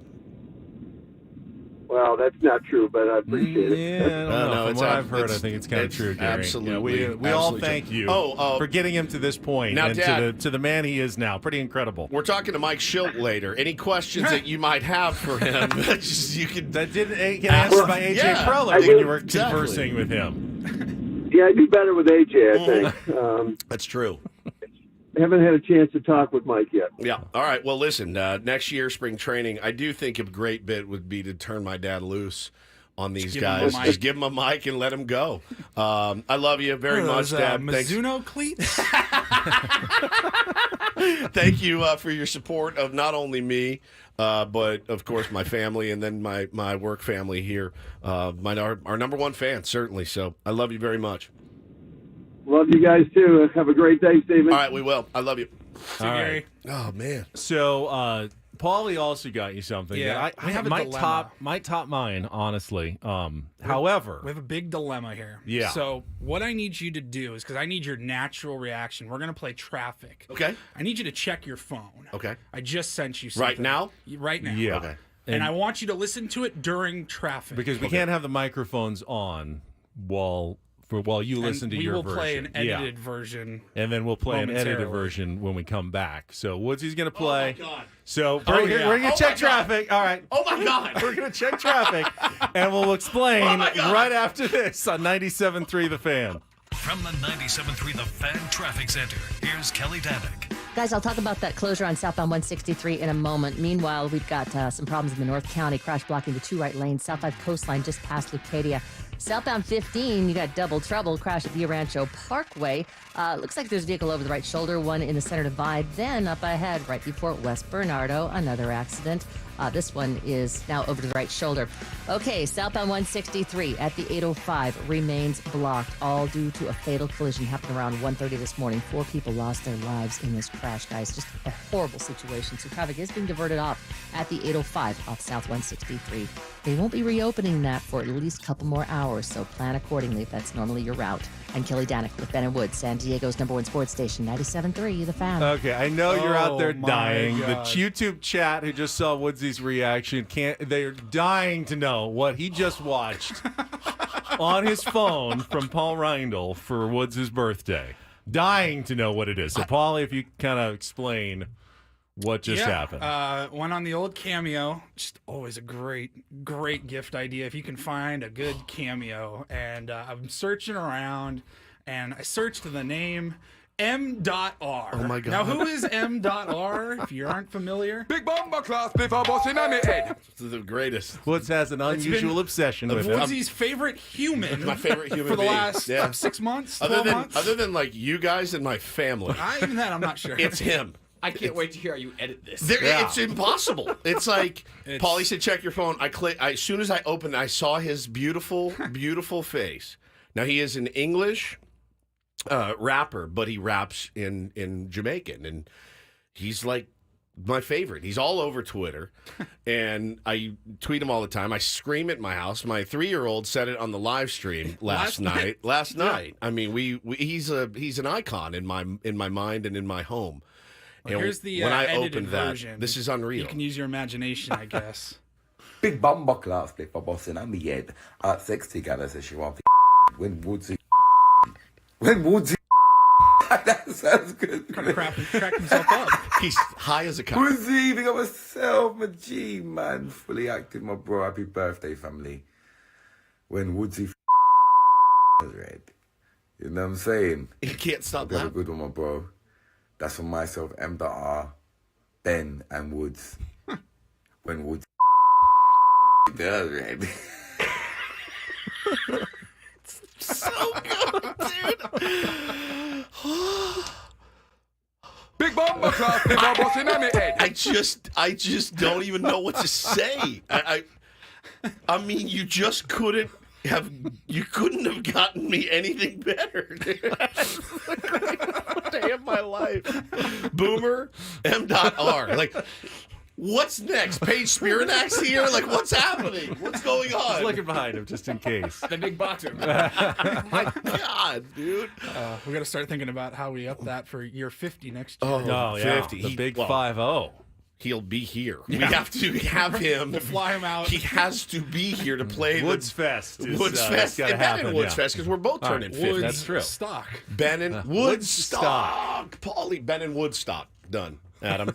Love that idea. We can expense that. Hey, right? is a year enough lag time for us to get, I think you just take a whole week off work, something like some that. involvement by the Rady station? Shell. I mean, what At the venue are Rady we Shell? thinking? Yeah, Ben Anywhere, and Woodstock at the Rady Shell. You got a year to get some sponsorship money, whatever it takes. Ben and Woodstock, our 50th birthdays. It's got to be big. M.R, headliner. 100%. Dan and Shay, openers. Dan and Shay. Yeah, Dan and Shay into M.R. That was Still running with that bit, huh? That was it's a Big great bomber bit. class before bossing on the head. This made my day. I mean, that is just an elite couple of gifts there. You're welcome. And Adam, thank you for that. Was when you asked me. Remember? While I was on vacation, no less. Yes, that. Remember when I said I had to send Adam an email on vacation because there was no one else who could help me pull that off. Other than Adam, that's why I needed to bother him because I knew you'd like it. I think it was like Tuesday or whatever, and I said I go. It's weird because I know Adam's on vacation, but it's just weird not hearing from him or talking to him. And I said, has anybody heard from Paul? Said I got one text to the email. And Ben said I sent him an email, and I go, well, what did you send him an email for? Why? And Why he would did you not even say He that? wouldn't tell me. I just he like wouldn't spin tell him out a me. little bit. And then he spun me out, and I'm like, what are you doing? What are you asking for? Are you asking for plotting something? behind your back, Yeah. I'm like, what's going on? And turns out that was. It was. I don't even have words. I don't know that I've ever felt this loved in my whole life. I really. He didn't even have to send a script. Boomer just knows all that about you. He knows that about me, that, right? yeah. Pretty Exactly. obvious. Very, very obvious. God, that was good. Holy cow! I'm blown away. What's Keep in the up back? the great work, Woodsy, and happy birthday. I'm Boomer Esiason. Oh my lord! And they produced it all perfectly too. Yeah, I love it's that. just yeah. perfect. It's just perfect. Oh, that's just a little extra love from me and the missus. Oh, you guys are. Oh, is the adult coloring book? Yeah, but it says live, laugh, and have fall. Read some of them. I mean, don't read them, but flip that on air. Flip through, yeah. You actually mentioned the other day that you were like, Yeah, maybe I should just start coloring. That'll help calm Oh me down. my God! Perfect for Bo and Who Tim. was perfect it? for Was him. it the golfer? Who was the? It was Jaron Duran. Oh, Jaron Duran, Yep. the Boston Red Sox This is center amazing. fielder who uses the adult coloring book to kind of de-stress and take his mind off some of the anxiety that comes with, certain professional athletes have to deal with that. That is, I'm blown away. You guys are incredible. I love you very much. I can't even tell you how I'm feeling right now. I'm like on cloud nine. Whew. So, how was your trip? Stressful. Going with 3 kids To we Vegas. We went for 4 days, which is longer than we're normally away, and it was a lot. All right, it was so a lot. We got a lot of questions. Vegas with the kids. Vegas with the All right, kids. that's a choice. It is. What's the itinerary then? Because it can't be the normal, adult trip to Vegas. You can't spend all the time at the blackjack table. Prostitutes. You've got drugs. you've got certain things Binge that are drinking. available to Look, you, it's certain things strip that are Spearmint not. Rhino. Did you take Ethan to Spearmint Rhino? No, it's time at the pool. It's going to see the Bellagio fountain show. The Mirage closed down for good. I heard that. The last volcano show we saw out there, we took him out to dinner. Oh, that's they're cool. tearing Took him it to a down. magic show. Piff the Magic Dragon. Piff. He used to be a contestant on America's Got Talent, and So wait, he said, oh, I know that there's Puff the Magic Dragon. I'll be Piff? yeah, he comes out in a dragon suit. Wow. I feel like that's copyright infringement. I went and played Don't you? poker. I went and played Close. poker at night once the kids were asleep. How'd you do? I lost some money. What did your wife stayed in the room Right. and would fall asleep and then you'd the kids. slither down and I play left poker? before they went to sleep. Oh, Yeah. Oh, thanks for. What did taking she your get to do kids. without you? Yeah, what did she do? She doesn't. You guys think I'm bored? My wife is even more bored. I'm sure she loves to hear that this morning live on the radio. Now, I said when She's you with walked the kids right now. I said when you walked in, I said, you don't look very tan for being in Las Vegas for 4 days. I mean, my family, excluding me, is not very punctual. Takes a long time to get out of the house, a long time to get out of the hotel room, to gather everything. So by the time we got out to the pool, we were out of the pool for hour and a half. Well, you and can't, I mean, it's lunchtime. hot. It's so hot. You can't spend much more time than that. It was right? 110 degrees. Yeah. It was unbearable. It's staggering. Yeah. I'm trying to think of maybe. They now have Misters. It's been a while since Yeah. I've been to Vegas. They've those Mr. Miss machines everywhere now. Did you bring Ben any of his prostitution cards? I did that not he want to collected? grab Best those. meal you had in The last thing I Vegas. need is Ethan asking, "Where are those, Dad?" Baseball cards. Or did you just eat, prepare stuff in the room for the family, or did you actually go out? Prepare stuff in the room, like Dinty Moore or something, We like Vienna brought, we brought sausages? plenty of food. See, they Did brought you? their own Of course food. we did. Oh, for the kids. You must yeah. have gone out. Yeah, we went out. We Yeah. went to Carmine's and had Italian one Oh, night. nice. We went Oh, Hey. delicious. to family dinner. We went to the Cheesecake Factory. Of course you did. course. Bubba Gump's, delicious down there. Sbarro. We went to In-N-Out. In-N-Out, okay. In-N-Out is I mean, those guys We are have those here, printing too, money. Adam. Don't do that here. I know. I know. That In-N-Out, though, right on the 15 with the giant Las Vegas style sign is pretty cool. No, That's they pretty had cool. They had one attached to the hotel we were Oh, staying wow. at, so I didn't know that. The kids had fun? kids had fun. I mean, they were hellions, and so Like, all I could think about was you, because I mean, I never say it about my kids, but I know you say it about yours all the time. Yeah, mine are. They were not in the mood to be listening, so. Kids running wild in Vegas is certainly a scene. It's certainly a scene. And it's a choice. I couldn't peel Ethan away from the blackjack table. So as we wrap up summer break here in the next 4 minutes, did you catch any of our shenanigans this week? Because it got a little weird. No, I didn't. I saw the graphics you were putting out, but that's it. I had no time to do you didn't anything know like about who we had in studio yesterday, for instance. that. No, I don't. We had a hypnotist for an hour. I heard you guys talking about it this morning. Yep. What else did we do? I heard you got hypnotized. How'd it go? It was amazing. Yeah, he had a lime incredible. on the air thinking it was an apricot. Yeah, it was awesome. You see, I completely missed the bit. I feel like Ben probably doesn't believe in it. He actually but he bought in. a I little kind of bit. bought in. And He said he could help me with my golf I don't game, so believe in it. that got me kind of to try at least. And He helps with, with golf. I was like, he was like out asleep right here. But isn't there a common misconception about hypnotizing? Like, it's not like you see on TV and movies where you're like, oh, and now you'll do anything that the Right. hypnotist Yeah, says. no, it's That's not like exactly that. right. It's not like that. It's not like that at all. You're completely, and he tells you, you're not really asleep, and you're not out gonna of do your anything. mind. You're not out of your mind. You're still you. Everything's there. You're just relaxed and open to the possibilities of what I'm talking about, and you feel very safe and comfortable So and did he relaxed. talk you into the possibility that aliens exist? He did. Is that I don't something think that so. happened? No, he only had like 3 minutes. Yeah, with Ben. we're kind of at the end. What He's else did trying we to fix do? my golf game is what he was trying to do. It all runs together now. But what else did we do? The first couple of days of summer break. Pedicures this We got morning. pedicures this fun. morning. Yeah. What did we do the day before? See all the skin Something big. shavings on the floor Oh. in here. I'm sure JR will love Yeah. it. No, we got it. We cleaned it up. Did you see our FaceTime roulette that we did? Oh, I that just was told you I didn't tense. see All right. anything. Well, listen. We I was decided. shaking So- my kids around Vegas. So yeah, we it was Lenny Kravitz was on stage and Denzel called him and he took the call and Live in concert. Live in Hang on, concert. everybody. Hey, it's my brother Denzel. Yeah. So I said, well, we all have people on our phones. Let's try to FaceTime to see if they pick up. It was 7:30 in the morning. And so I went first, did Skip Schumacher. He answered. Which Picked was up right away. awesome. Picked up. Was Love great. that. He tried I tried Kevin O'Connell. O'Connell. He did not answer. Like he later pure got roulette, like literally just Literally, spun the just find contacts. someone famous. No, pretty no, much. no, Not no, pure you got- roulette. We you went. found- You We had to went to find them. someone famous to answer, and then he texted back later and said, "Oh, I thought it was a butt dial. I would have answered if you had just given me some warning." Right. That wasn't the game, though. It was completely random. completely So you weren't random. calling out- Unannounced. He didn't think you were calling to ask who's going to be the starting quarterback. No, for the Minnesota Vikings. no. It was, he Paulie, thought it was who butt did you dialing do him. first? I tried Mud. Tried Mud. Mud did not Did answer. not answer. And then I tried Matt Strom, Matt- thinking he was probably on a plane. It was the day after the All-Star Day after game. the All-Star game. Thought that would have been a good But he got get. back to you later too, right? He did. Yep. He said, "Oh, dude, I'm so sorry. I was traveling." I'm like, yeah, I So know. then I went to my phone and I pulled up Andy Buckley, who played David Wallace on The Office, and I hit it, and he answered. Wow. It said Love connecting, and he's like, "What's up, guy?" It was incredible. That's it was. awesome. We had an incredible that week. idea. Incredible week. And I'm It was proud a of you guys. horribly Thank you. We had a lot of stressful fun. idea, Adam. it and- was so stressful. His Oh, dad, even Woods was stressed. his Yeah. dad had to turn the show off. They could not even listen to my parents. Like It this was was so nerve wracking. We had such a good fun week, and now it's going to be 8:00, and it's time to get back into business. Baseball's back. Baseball is back. now officially back. Summer And break. back. Summer break comes to an end, and we will start things off as we do every Friday at 8 a.m. A grand old barbecue Friday. Jordan Shusterman from Cespedes Family Barbecue will be with us to talk some baseball as we get back into the swing of things with Ben and Woods and Paul on 97.3 The Fan. Happy birthday, buddy. Glad you enjoyed Thank you, guys. I love you, man. That's glad you incredible. enjoyed your presence. Incredible, dude. Be right back with Jordan Shusterman next on Bet he San doesn't Diego's have one of these. number one sports station, 97.3 The Fan.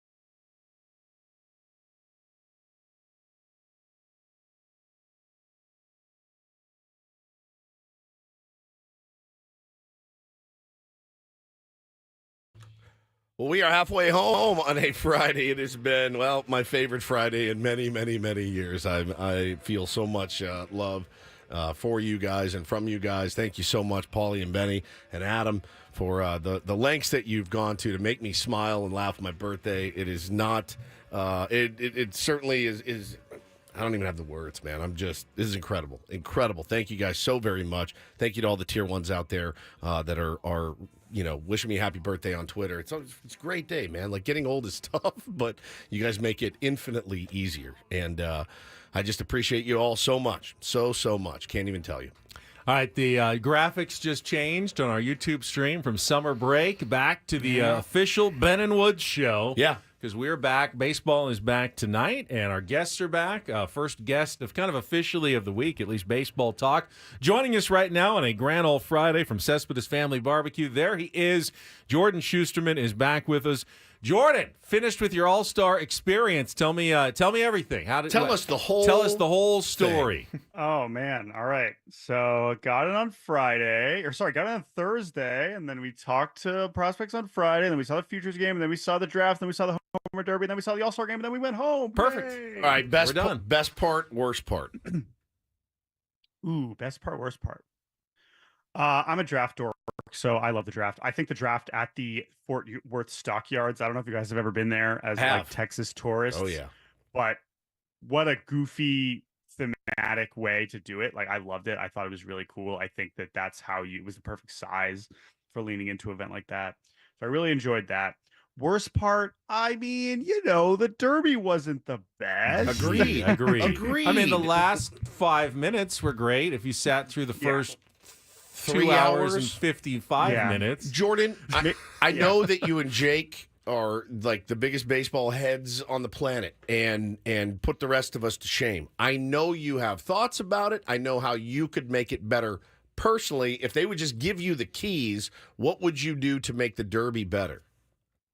I wouldn't change that much. I think that we might have just had a clunker. Like, I think that like the guys that we were excited about, Gunnar Henderson, Pete, some of these guys didn't show up in ways that we expected. So I don't want to, and I know because there were some small format tweaks that it felt like it was so much worse.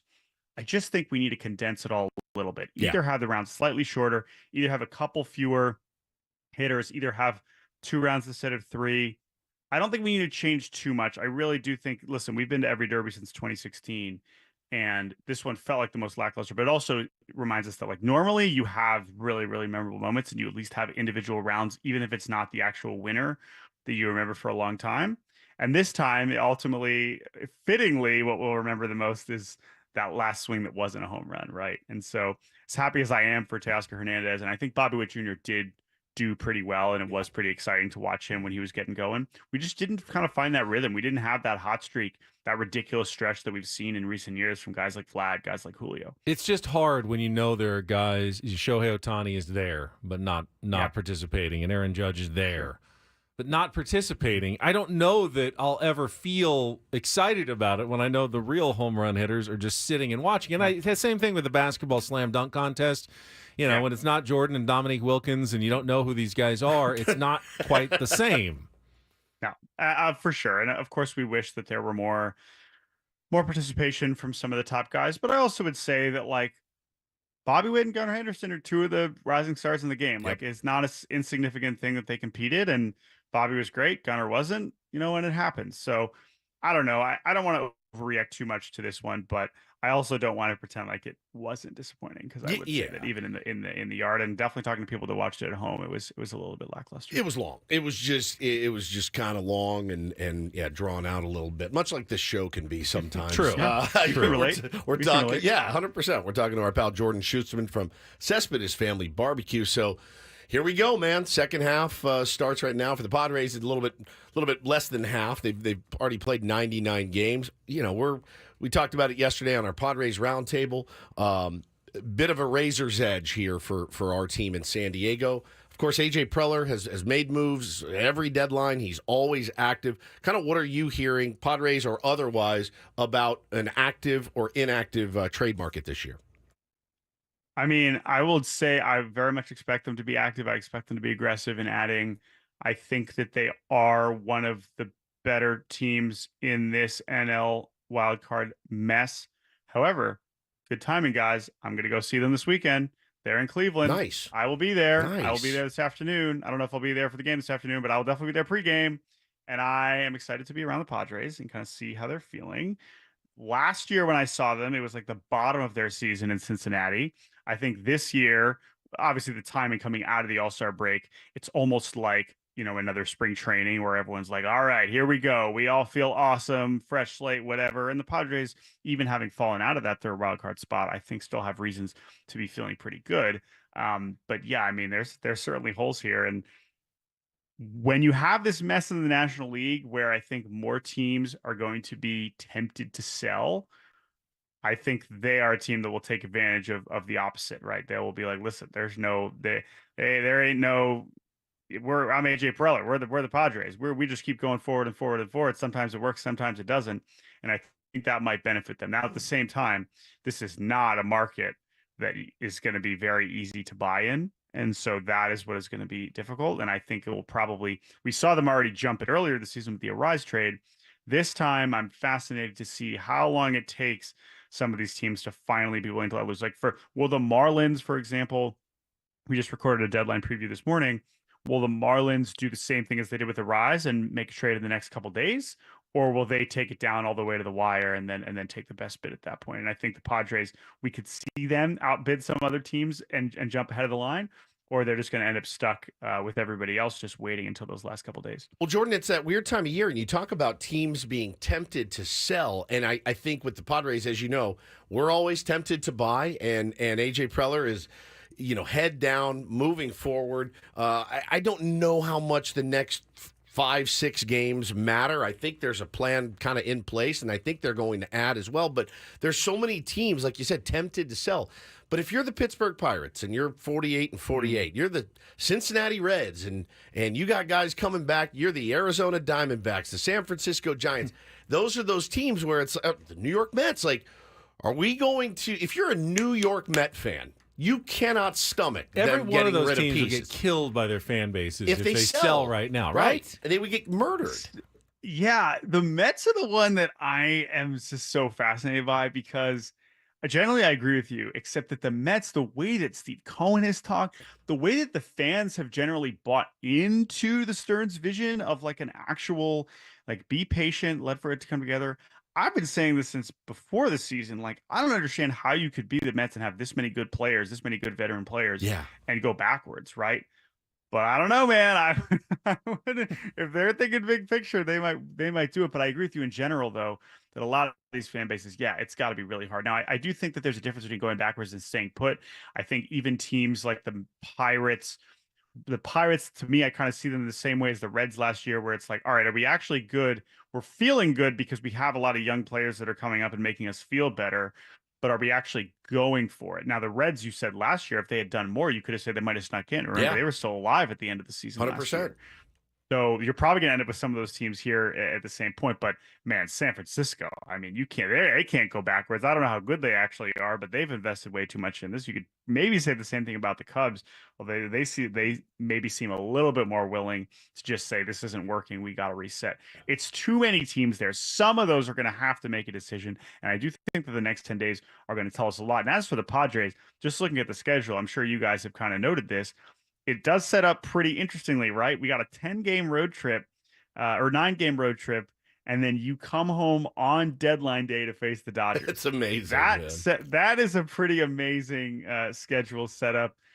Guardians first, of course, one of the best teams in the AL. Nationals, that's an opportunity, but then Baltimore right before the deadline. So this is going to be a challenging trip. It's going to be really interesting to see where it puts them, but I still expect, as long as they don't go 2-8 over their next 10 or 9, like, which scares me. They will be adding in something. I feel like we're putting so much emphasis on a June road trip, but July road trip. But at the same time, if it all unravels on you coming out of the gate here, like, you could go from buyers to sellers even. Like, but the problem is, like, besides Kim, I don't really know who you're trading. Like, the Padres are not. There are some of these other teams that have so many expiring contracts. that are just like, all right, like just tell me when, and I'll it's not like going to the Mets, happen, right? Jordan. But I mean, the most valuable commodities would be pitchers with more than 1 year of control. Dylan Cease, Michael King. Dylan Cease, Michael King. Yes. I mean, they would return an absolute truckload. Yeah. But of course, the Padres aren't going to trade him because they need both of those guys more if they're going for it, and they have to go for it. But I'm just saying, in a hypothetical world, those guys would immediately be two of the most hot commodities on a trade market. Talking to Jordan Shusterman. Go ahead. Yeah, well, and we have seen, obviously, they've made big trades and then traded those guys away. I don't have to tell you guys that. And then the other obvious one, guys, I don't even want to talk about this. They will be in it. They will be adding. I'm just saying there's another guy in a 1-year contract who was just an all-star making like $0. So that would be the other one. I know. But, I know. That's not one in a market where there's no hitters. But also at this point, I'm not convinced Jurickson Profar is going to play well anywhere else. Yeah, I mean, I fully agree. Convince Jurickson of that just to get the brainwash. You have only one place where you can possibly play, so we don't have to pay you that much. Yeah, because he is made for San Diego. You got one spot. Jordan, you mentioned the Dodgers. Yeah. And, I mean, not just the Padres, but if I'm the Diamondbacks or the Giants right now, I'm kind of kicking myself because this is as vulnerable and as disappointing as they have ever really been in the last decade, until the playoffs, obviously, but in the regular season. And none of those teams are taking advantage of it. I mean, they only have a 7-game lead, but it just still feels like they're too far away. I mean, is this going to go down as one of the most disappointing seasons, the way the Padres and Mets were last year for the Dodgers this year, even if they do make the playoffs? I guess if they make a run, they're not going to care, but... Yeah, no, but I agree with you, and Jake and I kind of got into this a bit off the podcast because he saw them in Philly and he was like, this team stinks. And I was like, yeah, like fair. And I saw them in Pittsburgh and Cincinnati and they were terrible. And I've only seen the Dodgers look bad. And I'm like, yeah, but also we are at the point now with them where they're so injured where it's like, it's not the team we were talking about. Right. Like, it's just not the team we were hyping up is not on the field right now. And so that doesn't mean that it's not going to end up being really disappointing if they win 91 games. But it's different to me than if we're looking at all these players that we were hyping up and they were underperforming. Because the truth is, Mookie was amazing. Glasnow was amazing. Yamamoto was really, really figuring it out before he got hurt, right? Like Muncy was having another great season before he went down. So we kind of did see it there. That team was looking like the Dodgers it was hyped up to be in May, and then they all got hurt. And there are obviously problems with this roster too, right? Like the bottom of the lineup, even when they were playing well, is still atrocious. Yeah, so terrible. I think that there are still reasons to kind of criticize and say that they've disappointed in some elements. But generally, I just feel like it's whatever version we're watching of them now is just not. Now, if that version is still the one we're watching in September and October, then yeah, that's a problem, right? But as it stands now, I don't even really feel comfortable analyzing them in that way. At the same time, what you can still say is, yeah, this is a massive missed opportunity for the other three teams, because when else would you be able to have them, struggling to this degree? And you would hope that they could make it a little bit interesting. We haven't had an interesting, obviously 21 was, singular, but besides that, we have not had anything remotely interesting, compelling. It felt like we had one division race for the decade was essentially 21.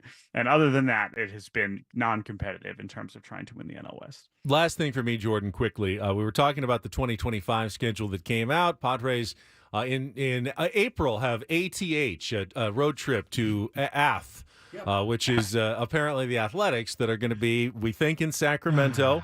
Yeah. I heard some reports, though, this week that there are buyers in Oakland who want to keep the team in Oakland, and Major League Baseball is trying to keep it quiet because they don't want people to know that, Oakland wants to support this team. They just don't want to support John Fisher. How is this going to play out in your mind? Yeah, I mean, Manfred spoke earlier this week and he was like, no, like the decision's been made, full steam ahead. We're doing this. We're going to Sacramento. Oakland is over. Oakland is a thing of the past. And that seems to be how MLB is treating it. And I think the reason they can do that is because, unfortunately, they know John Fisher ain't going anywhere, right? If like I'm sure there are rich people in Oakland that would like to do something about it. We know, I don't even think that's really new information. I think we've known that there have been Bay Area people that have tried to buy them from John Fisher for years. And he's like, no, it's not happening. So I think that is what is keeping Manfred so steadfast, because there's only one person that's actually hearing from John Fisher regularly, and it's Rob Manfred, right? There's no one else that's really accessing this guy on a regular basis. And so he's basically just responding to what he's hearing from the owner, which is, one of his 30 bosses. And so it's really unfortunate for a lot of reasons. There's a lot of concerns about how baseball is going to look in Sacramento. But that's my read on it. Is it's just the outside stuff doesn't matter. This has been true for John Fisher for a long time. Yeah, you could do all you want. He clearly does not care. He's going to move forward with whatever plan he has. Unfortunately. Well, and it also sounds like the league. Like I'm thinking about when the NFL moved a couple of the teams to Los Angeles. They wanted that market so bad that they were just going to be like la la la la la la la la la. Blinders, man. Like, just la la la. Yep. MLB wants Vegas. Yep. Yeah, they're like, it doesn't make any sense. Like, who cares? Like, we're going. Like, we're some guys gonna pay for everything. No one wants pocket? the Chargers in Los Angeles. We don't care. We're going. We are going to be there. That's what this is now for Vegas, except we have this weird Sacramento interval. Yeah, right? But no one in Vegas really wants the A's. I know, but like they're convinced that like this is where we need to go next. But you can't do it tomorrow in the way that we've seen it in the NFL in a more real way. Jordan, appreciate it. Enjoy Cleveland. Bring some good luck to the Padres. If you want, put a hex on like Stephen Kwan or something for us, and we'll talk to you again in a couple of weeks. Stephen Kwan is going to piss you guys off. He's hexless, man. I know. He's hexless. He's so good. I just want to see a rise, both at their peak and Kwan just going back and forth. So good. With their bat skills. Thanks, Jordan. It'll be fun. Thank you, buddy. Guys. Jordan Shusterman, Cespedes Family Barbecue, regular Friday guest here on Ben and Woods. Yeah, I mean, there were people in San Diego who would have happily bought the Chargers from Dean Spanos, kept them here, and figured out a stadium solution. But Dean wasn't ever going to sell the team. No, the hoops that Manfred and MLB are jumping through for this team to get to Vegas, it's astounding. I mean, it really is astounding. They are just steamrolling right ahead. And again, though, you have to have a place to play in Las Vegas. You have to have buy-in and want to, and all of that. And it could go terribly, terribly south. I don't think it will. I think they'll find a way to get there in the next 5 years or whatever, but it's going to be... These leagues are relentless. Well, just because I went back to 2008 when my beloved Seattle Sonics were sold and moved to Oklahoma City.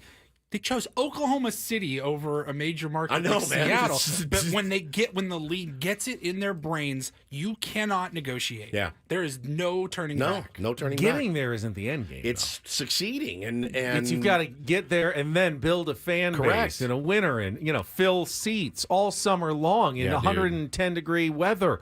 That's just... I mean, getting there is easy, actually, for baseball. They just, as Paul said, just put your head down and just get there. But that's not the goal. That's not the goal. It's disappointing. It is. I mean, I've got, obviously, the post-traumatic stress of the Chargers, and it clouds my view of this. But I think most people agree. I think it doesn't cloud your view. Yeah. It's crystal clear. You've lived it, so you have the experience. All right, we'll take a quick timeout. We'll come back. We got a Reindl Report on the way. And then Mike Shildt at the top of the hour with the Manager's Report on San Diego's #1 sports station, 97.3 The Fan.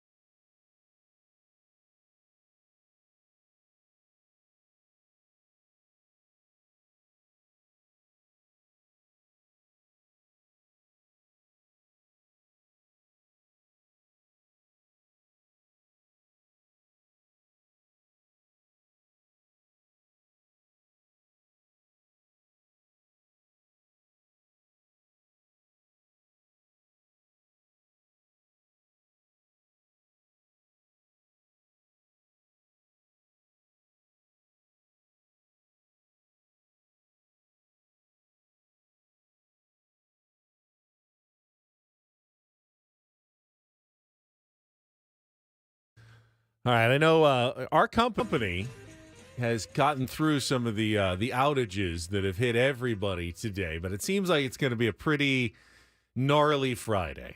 I mean, I told you last night I didn't get to bed until almost 1 because of all the technical difficulties and everything we had to get through. So I am trying to get through until at least 10 o'clock this morning. But we had a fun show today. So. We've had a really good show. Got an hour and a half left. On that note, though, with the outage, a lot of people maybe still kind of waking up and figuring out what happened overnight. It was a global Microsoft outage. Yeah, CrowdStrike and Microsoft. Pretty significant deal.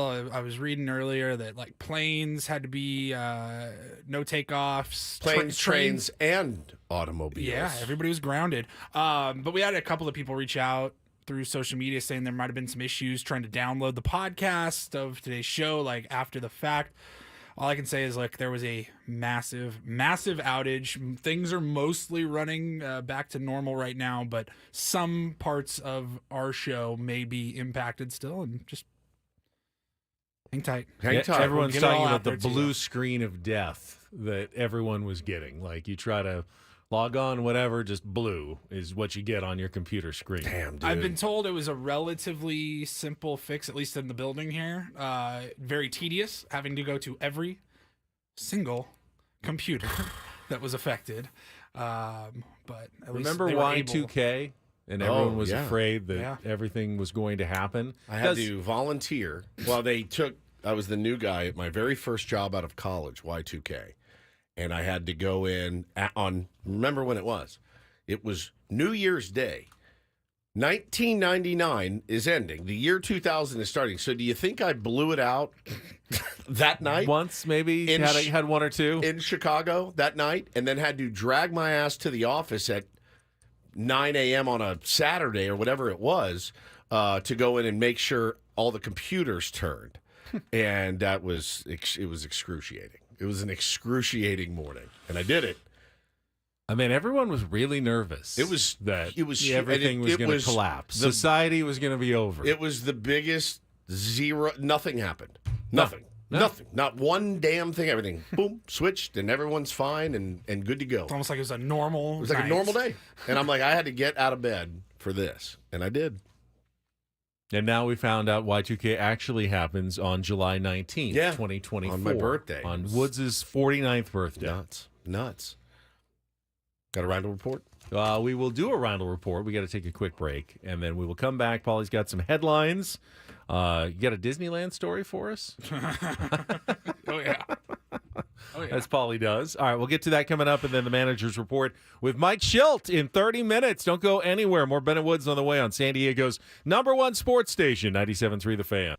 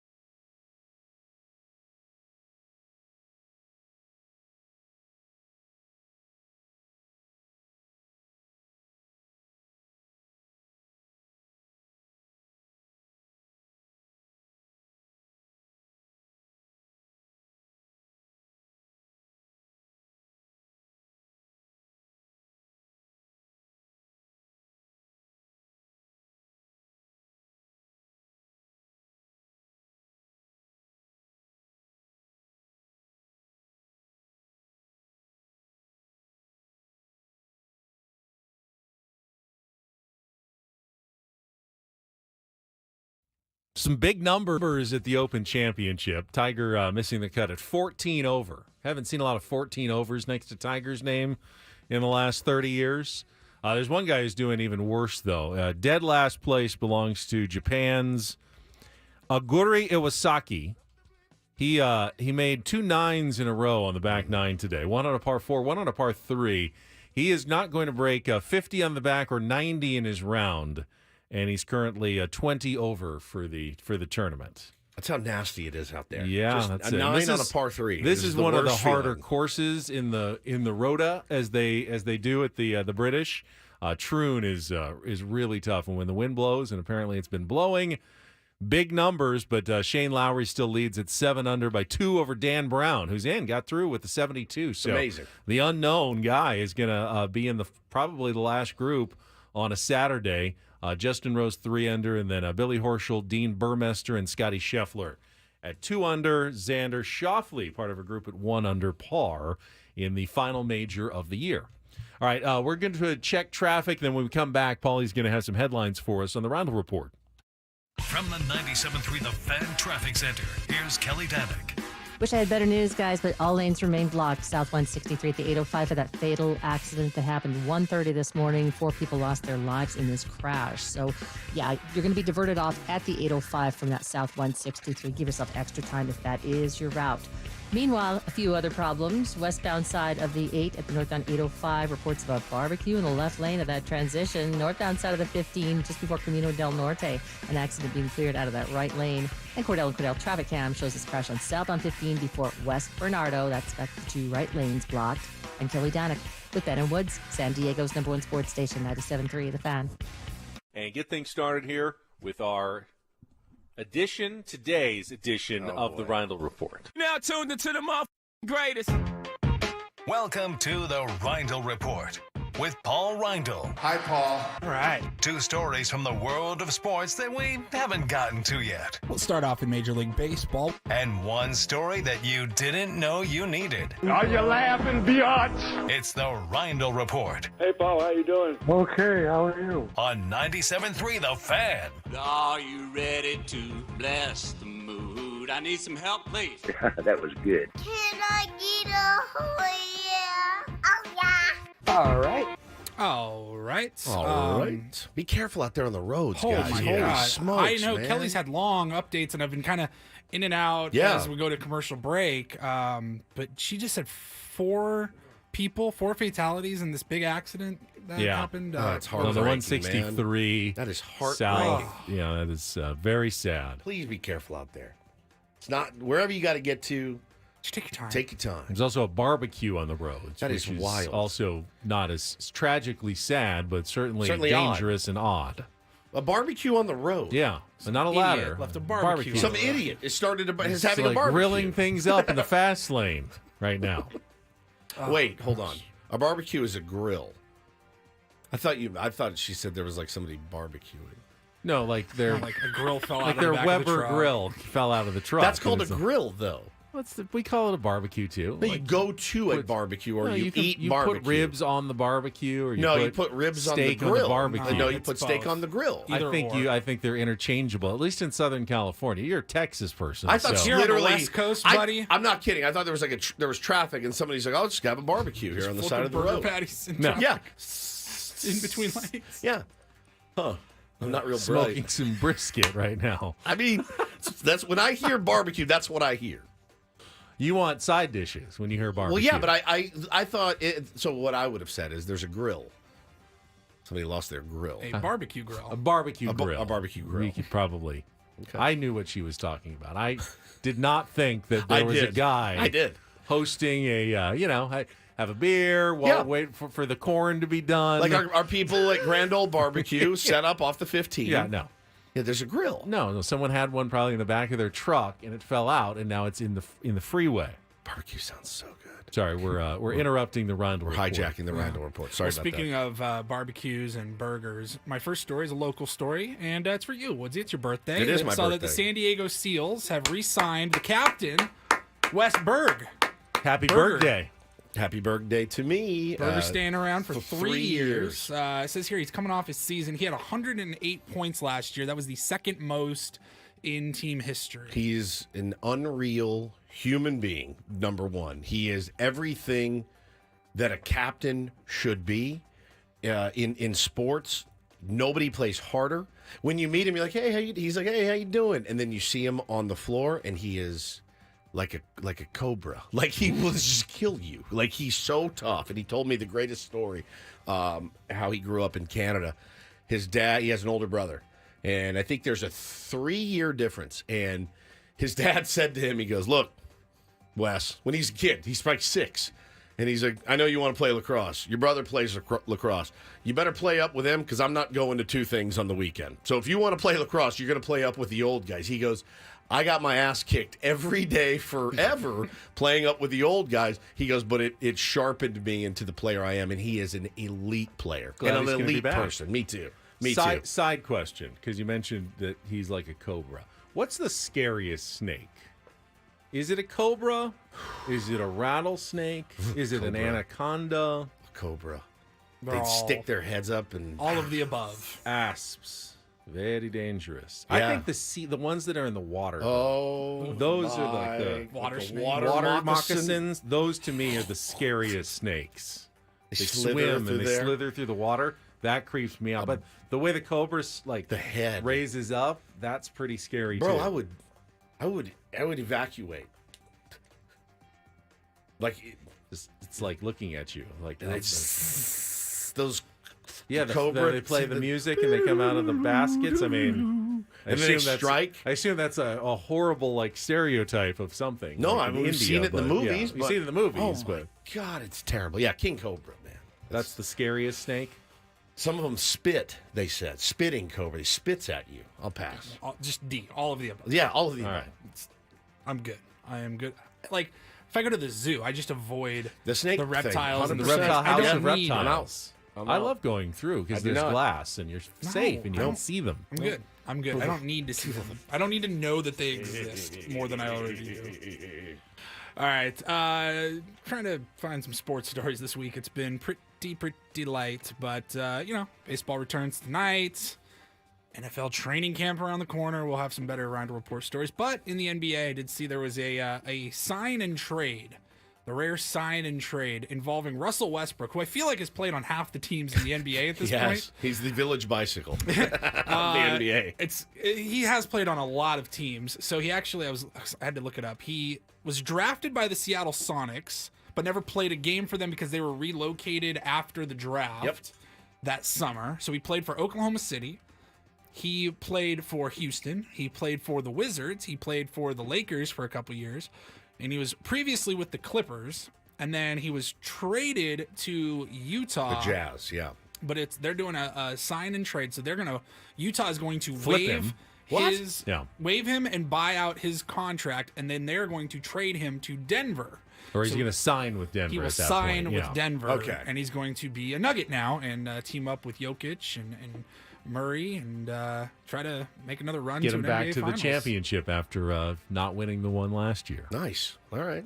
It's a lot of stops for Russ. Very polarizing player. Yeah. Remember, you hate him. I don't hate him. You hate him. I remember. I don't. The triple-double bit. You hated the it. triple-double bit is a bit much. But again, some of the triple-double comes with, assists and rebounds. They're always good things. But somehow, I don't feel like his teams ever are that great. The Lakers weren't that great when he was on their team. It just Mike Trout. The best was like the early Oklahoma City was probably the best version. He averaged it. Yeah. Yeah, we had It's just incredible. started on the show, I think. MVP averaged a triple-double. That's bananas. Over the course of 82 games. But, the naysayers will say, well, what did you do in the playoffs? So how does your team do? Right. And it kind of sucks because he does not have that Hall of Fame question for him is going to be an interesting one because the numbers will certainly be there. Yeah. God, what's he? But I feel like there's going to be some people that go, really, Russ? How much you got left in the tank, man? That's a long career. And he plays hard. Plays hard. He just goes at 110 miles an hour. All right, and then finally, I did tell you that there was a Disneyland story. Now, this made me I love laugh. a sweet Disneyland story. Kind of sweet. So Disneyland is celebrating their anniversary. They opened July 17th, 1955. That was They're 2 older days than ago. you are. They are older than me. Yeah. Little bit 20 older. years older than you. Yeah. How old are they, Woods? They're 69. That would be 69 years old. Congratulations. I hope I see 69.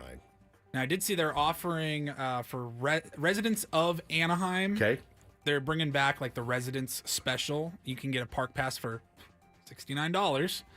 Not bad. Pretty nice, actually. You have to move to Anaheim, but okay. You gotta live in Anaheim. Worth it to move to Anaheim for Just a $69 pass. You go to Angels games, I guess. Angels games, yeah. But then Ducks. There's been some discussion because typically they will say, it's the 50th anniversary, the 60th anniversary of Disneyland. They're going to have merch, mugs, T-shirts, sweatshirts, whatever, with the number throughout the year, Sure. like celebrating the anniversary. Well, Disney.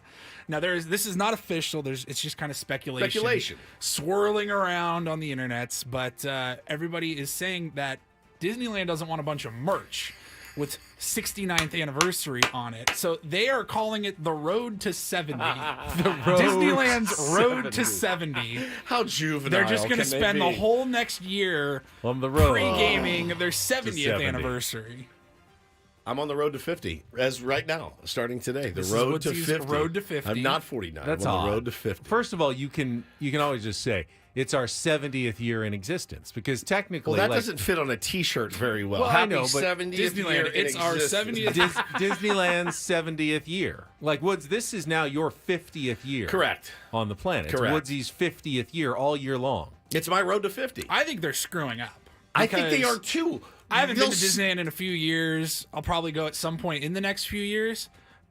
If they sold Disneyland merch, like T-shirts or whatever, that said 69th anniversary, everyone's you're buying them. GD right, I'm buying one. Troy Aikman already took out a trademark on that number two, I think. or something. Everybody would buy it. Yeah. People that wouldn't normally buy Disney merch Yes, will buy it. that's what they don't really want that though. They have yeah, lots who of likes, money. Who likes selling merch? Disneyland is good at selling merch. They're protecting the brand. There's nothing where it's just a number. Right. I think they're worried that other people might misuse the brand and the number. Yeah. Again, nothing in a official. way that is out of the context that they intended it. Disneyland didn't officially announce that or anything like that. But they're calling it the road to 70, so it leads you to speculate that they don't want to put. They're dancing around it, 69 trying to out avoid it, and then the speculation was, from a bunch of Disney people were like, "Look, they don't want to embrace that." No, all right. Yeah, it made me laugh. I mean, it's a bit overrated.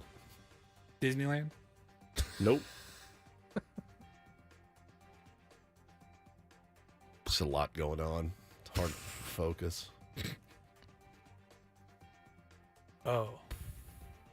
Part of the challenge. I think he means the other. That is. It is part of the challenge. It's not the greatest. Usually I can just go to a break after something like that, but I can't. It's 6 minutes or something. 5 minutes. I can't. This is now a difficult spot you've put me in. I didn't put you anywhere. Paulie put me in this Paulie put you difficult in spot then. I'm just reading the news, man. I mean, it is your Sports birthday. This is my birthday. Sports headline. Find sports headline. Johnny said, I thought summer break was over. You see Brandon Ayuk requesting a trade from the 49ers, Woods? I did. Luckily, the gold rush was in 1949 and not 1969. That's right. Or 1849 and not 1869. Man. We'd have an awkwardly named NFL team. He's digging himself in. He's so uncomfortable right now. So glad Mike Shilt's in Cleveland and definitely not listening right now. Yeah. The nice little write-up on the skipper, Mike That was. Shildt. Yeah, good. There's a segue I need to thank you, Woods. You're welcome. Perfect. Yes. Nice little write-up on specifically the success that Mike Shildt has had post-All-Star break. Second half of the season when he was manager of the Cardinals. They had a number of runs, not just the one you remember where they stole a playoff spot from the Padres by winning 17 in a row. There at the end of the 2021 season, but he's always, had a good record post All-Star break for Mike Shildt managed ball clubs. Well, there was the write up in the UT this morning, and it was talking to the guys that really count. It starts. Kevin Acee writes the piece. It says last month, was not a particularly good time for Manny Machado at the plate, and he was clearly tired of the discomfort physically, the failure emotionally. His voice resonated with frustration, and he was asked what kept him going, what kept him believing. He said, Shildt, honestly, is a big factor in this. He's been huge in talking to me about it. That is that it's about the long haul. Just keep working. Don't think about today. Don't think about the 0 for 4 or the losses, whatever. Just keep working, keep working. Keep working. Bruce Jurickson Profar in the same article was like, I love him. I absolutely love him. He believes in us. And they did say, somebody did say Joe in here, Musgrove. Joe Musgrove said, we've gotten our asses chewed a few times this year, which, again, he's never going to tell you. Which will surprise some people because of how relentlessly positive and supportive he is publicly. But we've always kind of suspected. We've suspected it. And that again, things are a little different behind closed doors. Bro, the thing that makes the most sense in my head when I think of Mike Shildt and his players is me and my kids. I have absolutely chewed their asses out. Absolutely. But you'll tell us about it then. I'll tell you about it. I'll tell you guys about it. He will not. He won't tell us about it. Is he doing himself a disservice? Because fans would love to hear 5-game losing streak, not playing well. I lit him up. I had some things to say to that team in the locker room after the game. And he won't tell us that, even though he is telling them that. But he gives back. He gives love and knows when to drop the hammer. No one's going to listen to a guy, after everything that's happened here, no one's going to listen to a guy that walks in day one. He's like, oh, that's my way. You better listen to me. Like, not at this level. It just doesn't work unless it's a team full of rookies. That's the only thing that's going to work on. But when you got veterans that have been doing this for 10 plus years, it's just not going to fly. And it seems, Ben, and again, as I've said all week, don't get it twisted.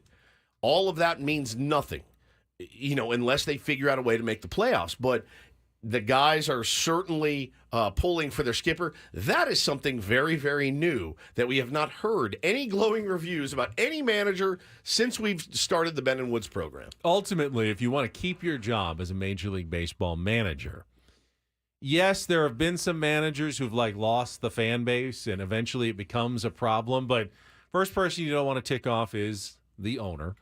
The second person you probably don't want to tick off is the general manager, Bob Melvin.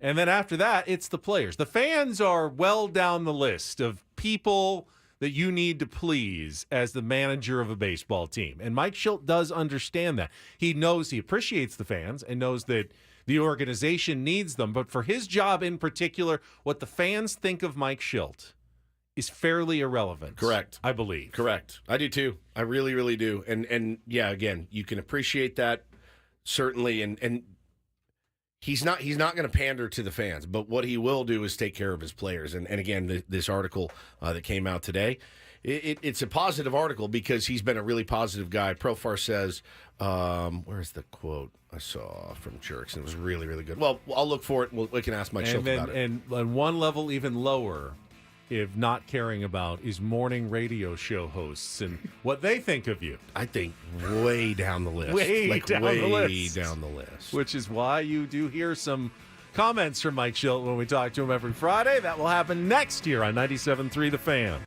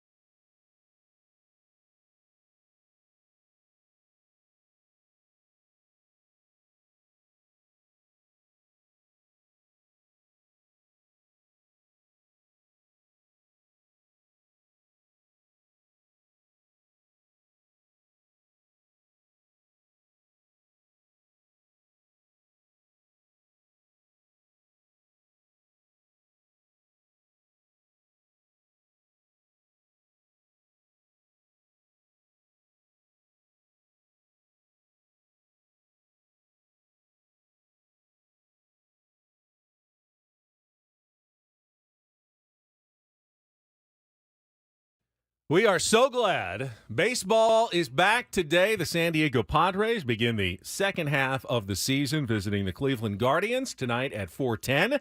3:10 pregame show with Sam Levitt. And joining us right now for the Manager's Report is Padres skipper Mike Shildt, brought to you by San Diego County Credit Union. It's not big bank banking.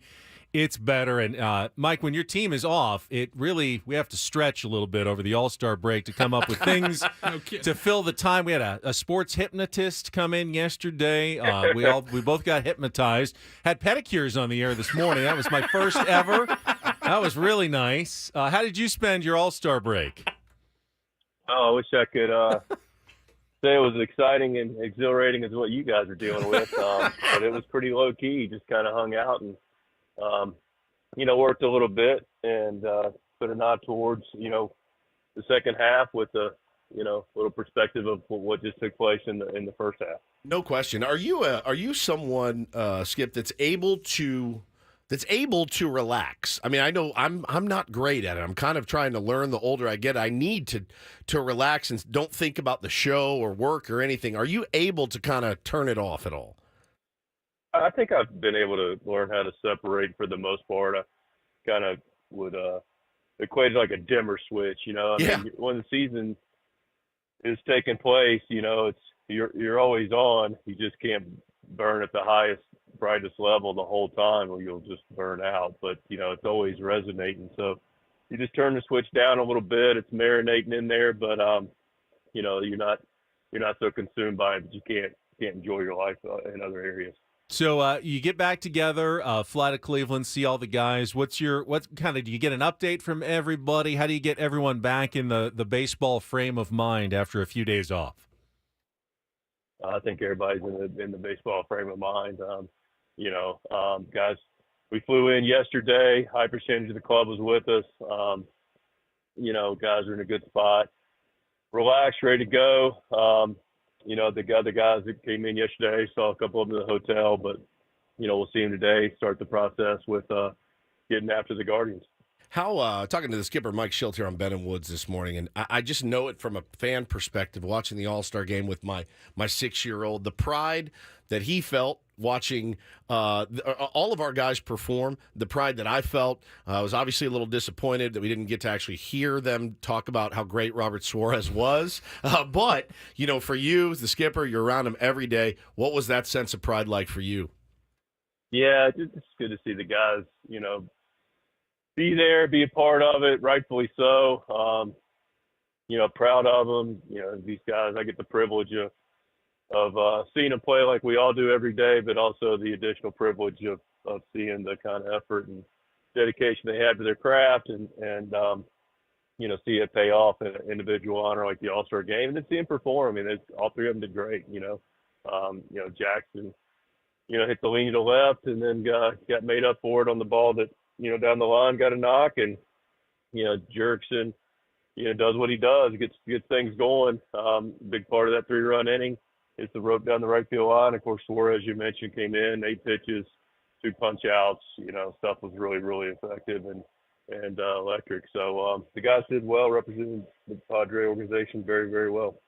So I know you probably didn't see it because you got other things on your mind, but Kevin Acey, I think you call him Ace, who covers your team for the UT, wrote a real nice piece about you and the team this morning, and specifically a lot of it was about some of the success that you've had as a manager in the second half of the season. And I know that was kind of a message you had way back in spring training, that better as the game goes on, better as the series goes on, better as the season goes on. Do you feel like you've accomplished that and are still on that same track that you talked about to have a strong finish to the season?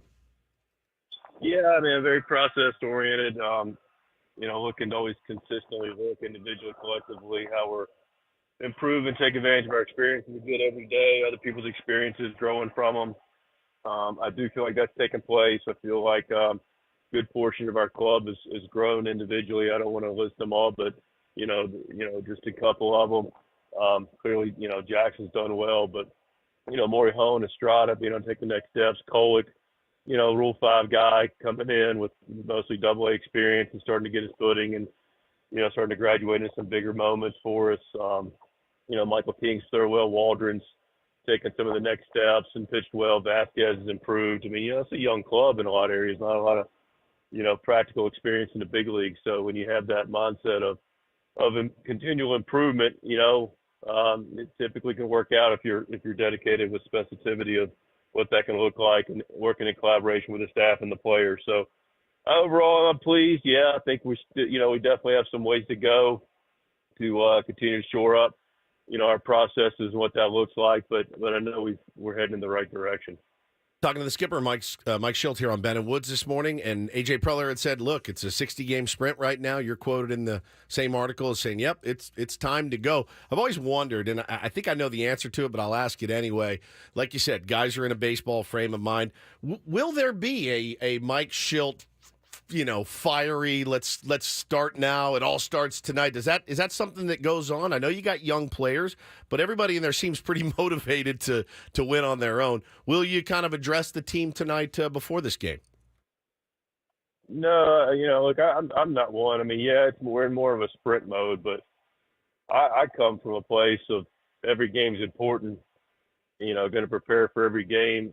It's the most important game there is that day. It's the most important game of the year. So I've got that mindset. I think pretty much the club has that mindset. So there's no Newt Rockney, let's go. I think that's what I pretty intelligent in our clubhouse about what's going on. I feel like there's a hungriness to our group. There'll be some, subtle messaging about how we continue to look to prepare and compete, over today moving forward. But there's not like a, clubhouse get together, and I think that's we got a clubhouse that is in a pretty good place, knowing where we're going. I know your rule: no breaking news, unless you accidentally tell everybody that Randy Vasquez had a baby like last week. But this isn't this. You're not breaking any news. MLB.com has already said that Tirso Ornelas is with your team for the start of the second half of the season. What can you kind of tell me about Tirso and what you guys have seen, and maybe what his role is going to be going forward here for the second half? I'm not sure you've got that accurate. MLB.com is wrong. Breaking now. news. Okay. No, I don't know. I don't know. I don't read MLB.com. Okay. But Tirso's been added to our 40-man roster. Okay, 40-man, not necessarily the 26-man. That's another move entirely. That's correct. Yeah, Tirso has done a great job swinging the bat well. He is swinging the bat well at AAA.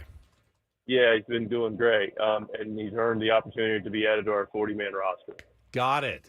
See, all right. Specifically, you got to get the details right, Woods. Yeah, 100%. Right. I'm glad you asked him, and I didn't. Details, and that's. I'm glad he clarified. That's good to know. Well, now if they need him, they can call him up, though. They don't have to make another corresponding move on the 40-man. Exactly. It's the first step of the process. Right. It's the skipper, Mike Shildt.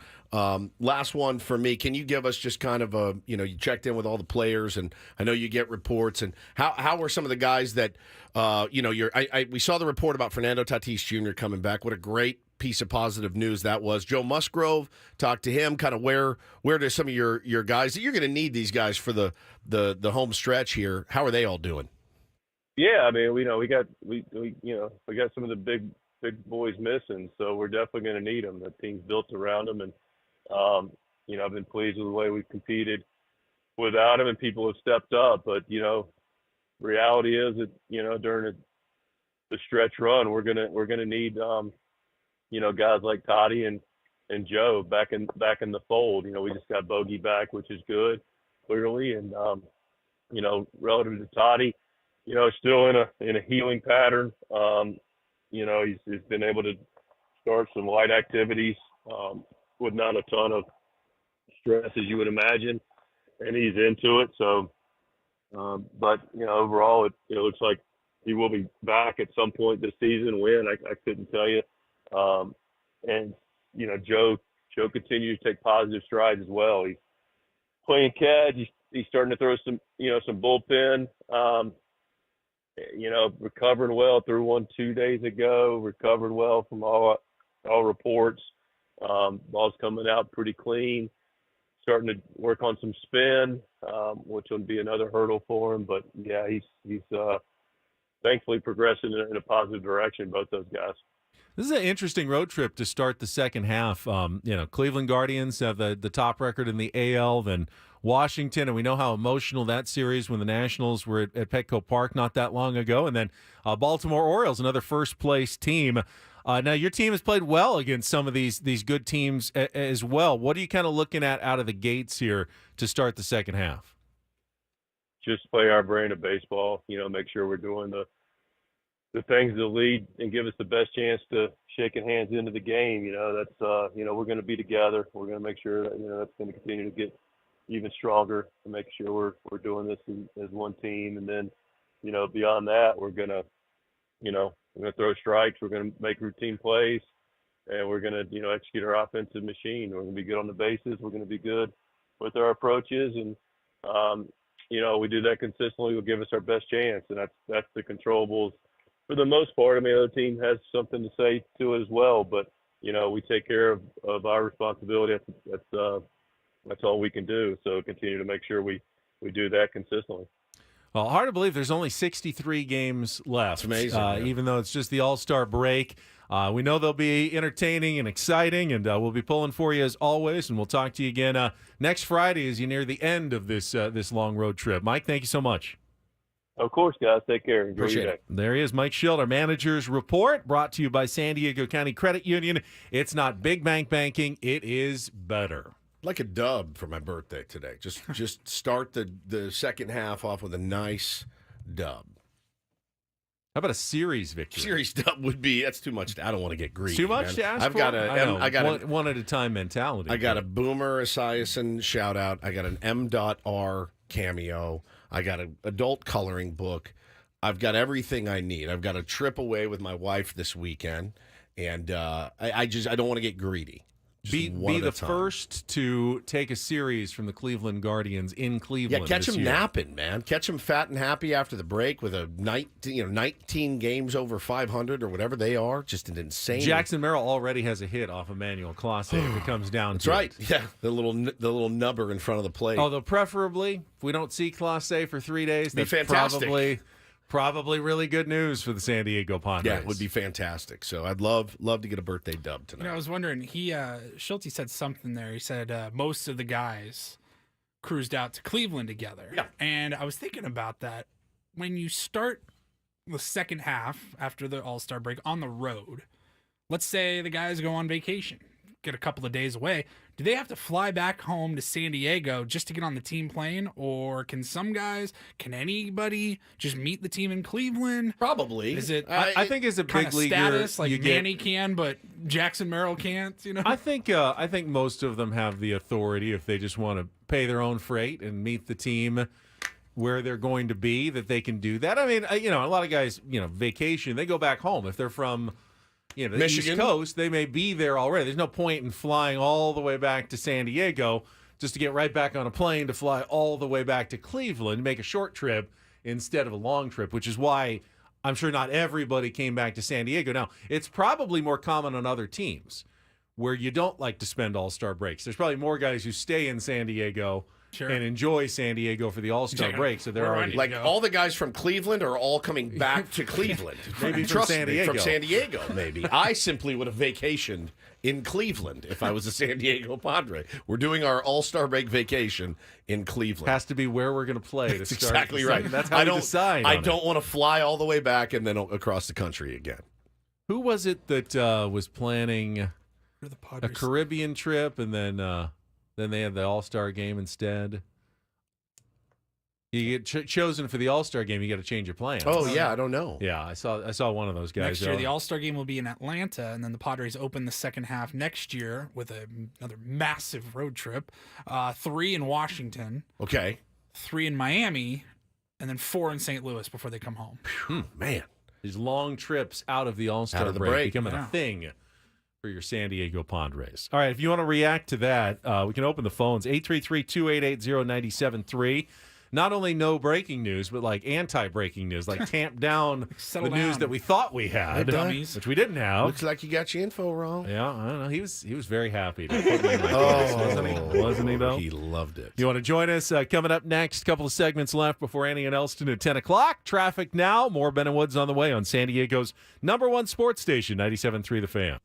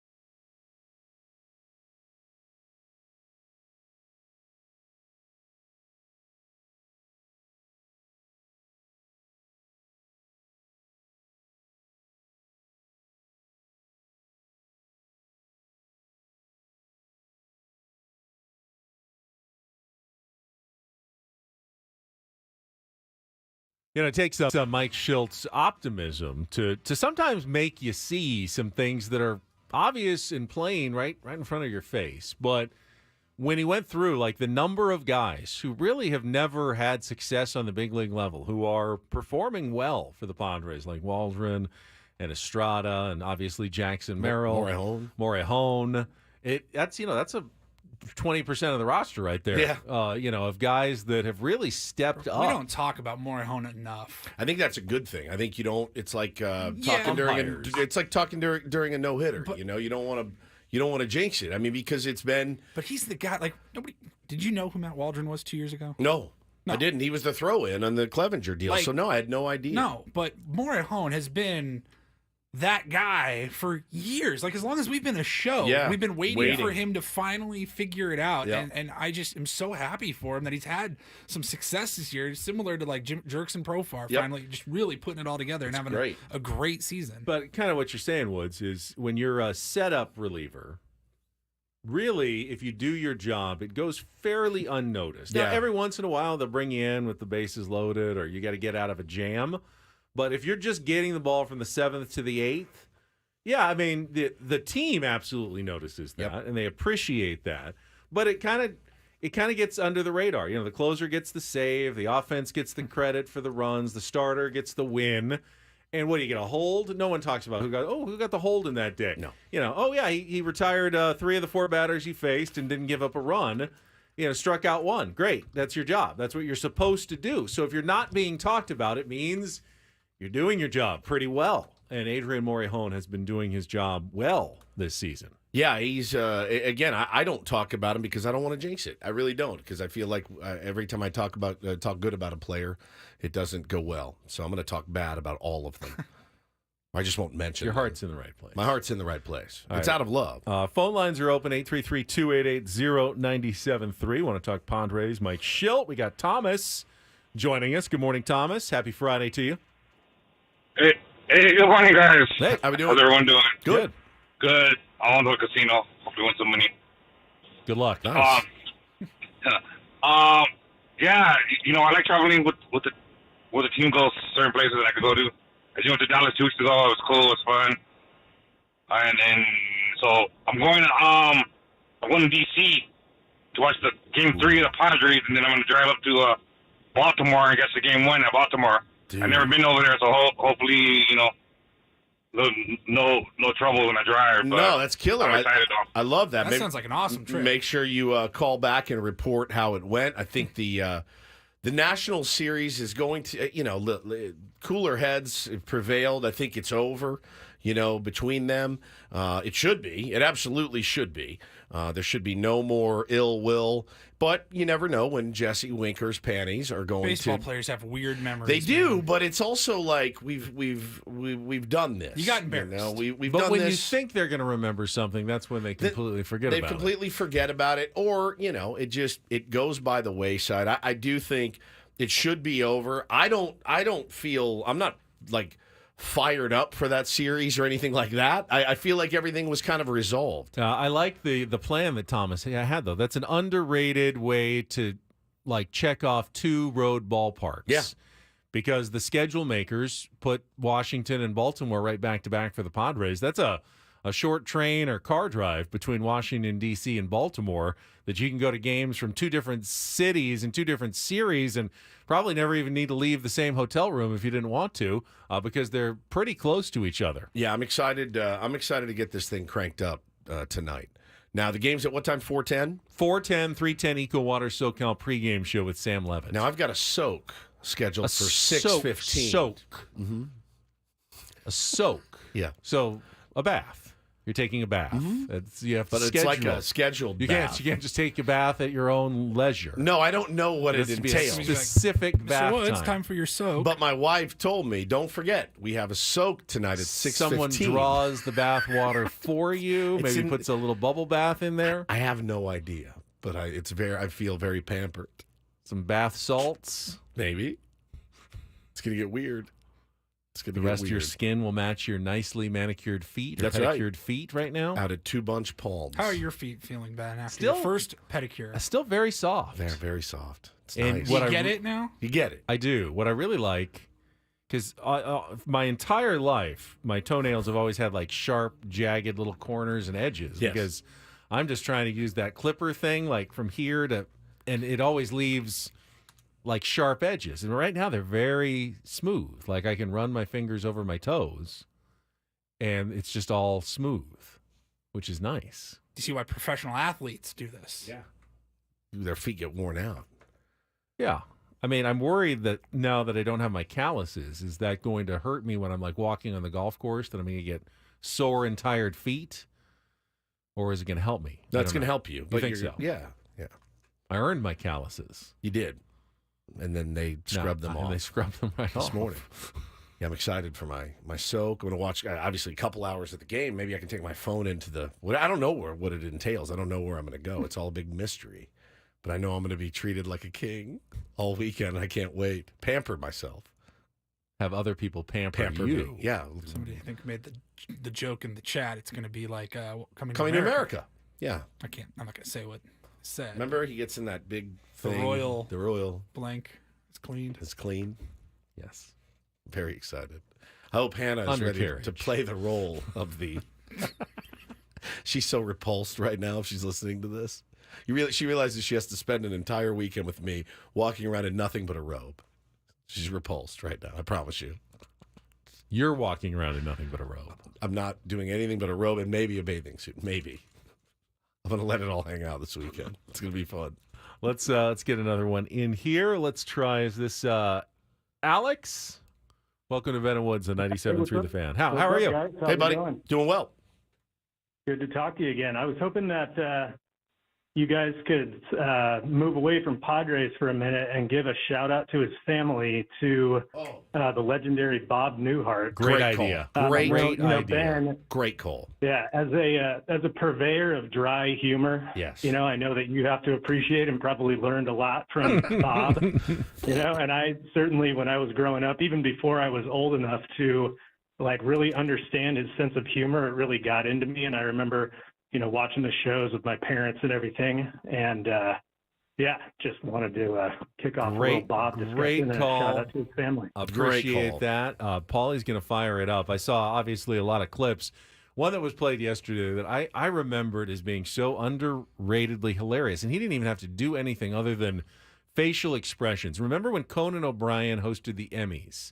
Yeah. And he brought Bob Newhart out in and put him in a sealed container and said, he's got 3 hours, 3 hours of of air. air. If this show goes a minute over, Bob Newhart dies. And his face like kind of melts Yeah. and he looks panicked. And all he has to do is that face, those eyes, and they just conveyed so much comedy just in his expression. Like, what's going on here? The panic, the confusion that he was able to. It was so funny. Fellow Loyola Rambler, much as myself. Yeah, Bob Newhart, a legend. certainly. And maybe we can call up a piece of audio when we come back. Yeah. But some of his stand-up routines where he's carrying on a phone conversation with someone you can't hear on the other line. You just hear his side of it. The beleaguered Bob Newhart side of it is absolutely incredible. So, great call, Paulie. Shout out to his family. And I really hope we can see more unity and more peace when already things are so difficult.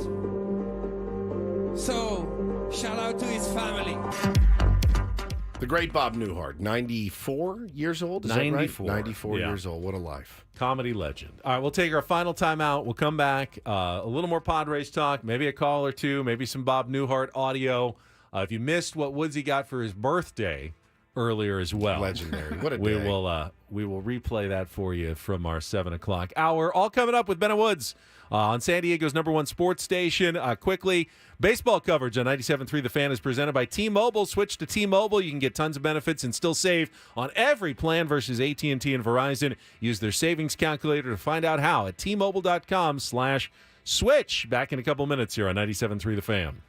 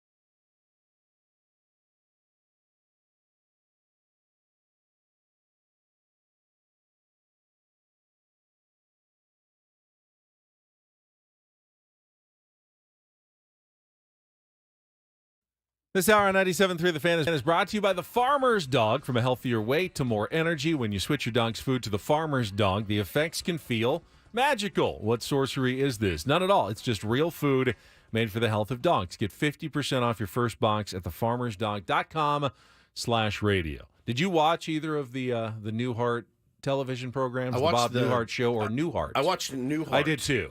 Because the Bob Newhart Show is a little young. And even Newhart, I didn't really appreciate until I was older. When I was a kid, I thought it was boring. I'm like, who's this old guy in his bed and breakfast? But the older I got, I certainly tuned in. And it's funny, like they were talking about it on Gwen and Chris yesterday for like Scraby's generation and Paulie's generation. It's Papa Elf. Papa Elf from the movie Elf. And he was, my wife, actually, I said, oh my God, Bob Newhart died. She said, who? Oh. And I said, Bob Newhart. And she goes, I've never heard of him. And I go, oh. You married young. I did. And I said, but, he was like this comedy legend. And I go, Papa Elf from Elf. She goes, oh, yeah. Nice guy. The Newhart was his, that was all Bob's genius, all his characters and everything. I never failed to laugh when he had the Vermont hillbillies who always came in. I'm Larry, this is my brother Daryl, and this is my other brother Daryl. Incredible. Absolutely incredible. Incredible. There was a video I saw yesterday, I think it was. He was hosting Saturday Night Live, and they just showed the end credits where he says goodbye, and then you see everybody, all the cast members are on stage, right? And they're all hugging each other. And the post said, watch how these legends are reacting to being in the presence of Bob Newhart. Like Chris Farley was just staring at him like it was his hero. And Norm Macdonald came up into the shot while the credits are rolling and asked him for an autograph. That's unbelievable. Norm Macdonald. Norm Macdonald, who probably didn't think anybody was funny. You know what I mean?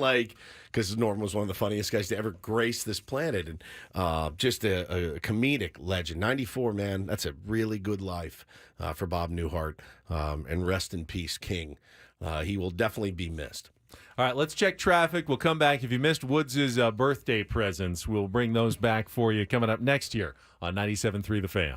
From the 97.3 The Fan Traffic Center, here's Kelly Danick. Well, the roads are starting to wind down pretty nicely around the county, except for this one big problem I've been talking about all morning. You're still going to find all lanes blocked southbound side of the 163 at the 805 due to investigation of that fatal collision that happened around 1:30 this morning. 4 people lost their lives in this terrible accident. So, yeah, not only are you going to find all lanes blocked and traffic being diverted off at the 805, but looks like southbound side of the 805 going to find that left lane transition to the 163 blocked as well. Now, fortunately, no other big problems on the roads. We do have reports of a stalled vehicle on westbound side of the 8 right around Mission Bay Drive. Fortunately, not really causing any slowing. Want to wish Woodsy a very happy birthday weekend. I'll talk to you guys later. I'm Kelly Danick with Ben and Woods, San Diego's #1 sports station, 97.3 The Fan. Morning for Kelly. That's a not, getting a Kelly Danick shout out is pretty legendary. About as good as it gets. It's about as good as it gets. Yeah, but you had a pretty legendary shout out this morning, and if you've listened for the last few months, if you're a regular 97.3 The Fan listener, you hear our Odyssey Sports Minutes that break in during our commercial breaks, often announced by Boomer Esiason from his studios in New York City. And you'll sometimes hear Woods comment on them because Boomer will often just turn them into random birthday shout-outs. And I mean, like, random. Like, really random. Happy birthday to Padres, former Padres first baseman Matt Stairs. And you're like, what? Like, not, it's not like, hey, LeBron James or, It's a little tidbit, it's called a sports minute, but I think it's 30 seconds long. Yeah. He jams it in there. Someone produces it up. We play it on the air. Comes with a spot. That's just how it works. And Woodsy always kind of laughs about the birthday shout-out. So I got it into my head. Wouldn't it be amazing if we could get Boomer Esiason to do an Odyssey Sports Minute birthday shout-out for Woods? And I pitched my request. I talked to Adam. He got it to the right people in New York. And the length this man went to for me, who forgot his birthday, is really? I will never not be touched. It was pretty. I wrote up a little script for him. I said, but whatever you want to do with this, and he did a couple of tweaks, made it his own. as Boomer tends to do. And I was stunned because like 2 days later, Paulie sends me an email and it just came. He did it. He absolutely did it. Man. And this was the end result. This is Boomer Esiason with an Odyssey Sports Minute. Today's birthday shout-out goes to San Diego radio host Stephen Woods. Woodsy, as he is known to friends, is iconic in America's finest city for his Padres passion and musical knowledge. Along with co-host Ben Higgins and producer Paul Reindl, Woods has helped turn 97.3 The Fan into the #1 radio station in town. Keep up the great work, Woodsy, and happy birthday on Boomer Esiason. It's unbelievable, man. I mean, it's just good sport by Boomer. What a great sport. I like Boomer way even more than I did before. God, I love Boomer now, and I can't wait for the next Jody Garrett birthday update. You know, Eric Lauer's birthday, whatever you want to throw in there, man. Happy 37th birthday to John Bones Jones. Right. Happy birthday. Yeah, happy birthday, John Bones Jones. MMA fighter, right? Yeah. Okay, good. Benny, thank you so much. You're welcome. Just incredible. Thank Boomer. It literally made me cry. I'm He not did all kidding. the work. Boomer did the work. But to even have that idea, I'm blown away. I was blown away. Well, you're welcome. And then Paulie blew us all away. All of us. I can't believe this, man. Yeah, I went on Cameo, and it's got to be your #1 drop, right? We played this for the last 6-12 months. It's my favorite. And he's an actual recording artist. Yeah. M.R. And went on Cameo. There he was. It was a very respectable price. Let's pull the curtain back. We charge more for a Cameo than M.R. And when I heard that... We charge way too much. It's by design. It's by design. Yes. Yeah. It's by design. We don't want Cameo requests inundating us every day. Similar feather, though, because we made our Cameo price $69. Yes. It's a joke. It's a joke number. Right. The road to 70. The road to 70. road to 70. Our Cameo is the road. His was like $62, and after service fees and tax and everything... came down to $69. When you sent it to me and I saw it, my initial thought was, oh, no, Paulie. In my mind, it's worth $5,000. So you said that much? I was like, oh, my God, Paulie spent $5,000 to get me an M. I love it. But, Paulie, you shouldn't have spent that money. And he's like, dude, it was $62. I died. It's worth every penny. It's worth. When's your half birthday? I'll get you one in another 6 months. I'll get you one for Labor Day weekend. I want to get one for Taylor, my 3-year-old, who it's his favorite thing to run around the school, Bebop class, and he sings it. He did it on the live stream. I just scream it randomly. This is M.R. and you just lost to the San Diego Padres. Dude, yes. Somebody will now be doing that. Yes. I love him, support him. Now, the problem was I had to make sure that I wanted to see your initial reaction a couple hours ago when we played it. We couldn't play the authentic version over the air. So it's very raunchy. We can't play a lot of things over the air. This one is truly NSFW. Oh God, yes. This is barely playable in an office place at all. You can go on our Instagram account and find it there if you'd like. Yes. But I wouldn't play it at work Big though. bomb class play for Boston and me head. At 60 gala says she want when Woodsy that sounds good. Cracks himself up.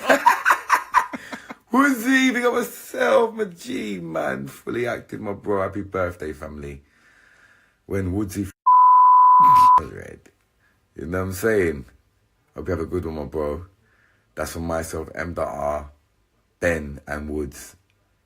When Woodsy does red. It's just incredible. Can't believe it. I cannot believe it. And I have it forever. When I die, I want it played. We'll get another Cameo. At my funeral. Yeah, Paulie, it's like one of my favorite things. Both of those things were a couple of my favorite things I've ever gotten in my whole life. And I can't believe it. I cannot believe it. I feel so very happy and so very loved. And I love it. I love it more than anything. I'm just so very happy. Yeah, I posted the uncensored on my Twitter. Juan is asking in the chat at the Stephen Woods. And then it's on our Instagram, but if you don't know the song or know what he's saying, when you go and watch it, you're going to go, oh, okay, I get it. I see why so many beeps. I saw it the first time it was like Thanksgiving, and it was like Mom says, don't embarrass yourself at Thanksgiving. And then it's the video of him. Big bomber class before busting on me head. And like he's red and straining, and I cried laughing. And I kept playing, and Hannah's like, stop, enough. I'm like, I thought you liked reggae. Like, you should be all about this. And I just fell in love with this dude. I love his energy. I love his passion. His voice is the coolest voice I've ever heard. He's super, super stoned in that video. And starts cracking himself up once he puts my name into his big song, Blank Turn Red.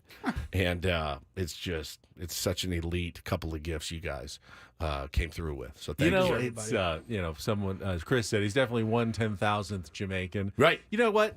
He's Jamaican in his heart. Oh, and dude. that's what really matters. He is absolutely... I've gone down to of course you M.R. have. I know more about M.R. than he does. And bro, Jamaicans are like, hell yeah. Like you're our guy. And they love him. And he's completely in their culture and all that. And so he's brilliant. He's absolutely brilliant. I'd pay an insane amount of money to go see him in concert. Insane amount. 50th birthday. 50th birthday we got a year to figure it out. The big 5-0. Big 5-0. Yours is next, dude. You're 49 in November. Yeah, you're always a little ahead of me. It's November. Yeah. 3rd. Yeah. 11/3. I got it in my phone this year. These are the 3 months where you're older than I am. Yeah, which is hard to imagine. It's hard to imagine I've ever been older than you. But I will catch up again soon. Yeah, you will. So 63 games left for the Padres, which means, of course, 99 games down. And if you missed it earlier during our Ben and Woods summer break. We're going to do it again? Oh, my God. We're just going to, one last time, to set the stage. Set the stage. For the second half of the season. Get us everybody up to date. If you just woke up from your coma and you missed the first 99 games of the year, we will recap them with our Ben and Woods Padres Heartbeat, which entails a sound effect for a win and a sound effect for a loss. And you'll know which one. You'll know which one's which. This is all 99 games. This is what an audio representation of the Padres season up to this point so far. Here we go. Suck. Suck, suck. Suck, suck. Suck. Suck. Suck. Suck. It's going well. Suck, suck, suck. Suck. Suck, suck, suck, suck. Suck.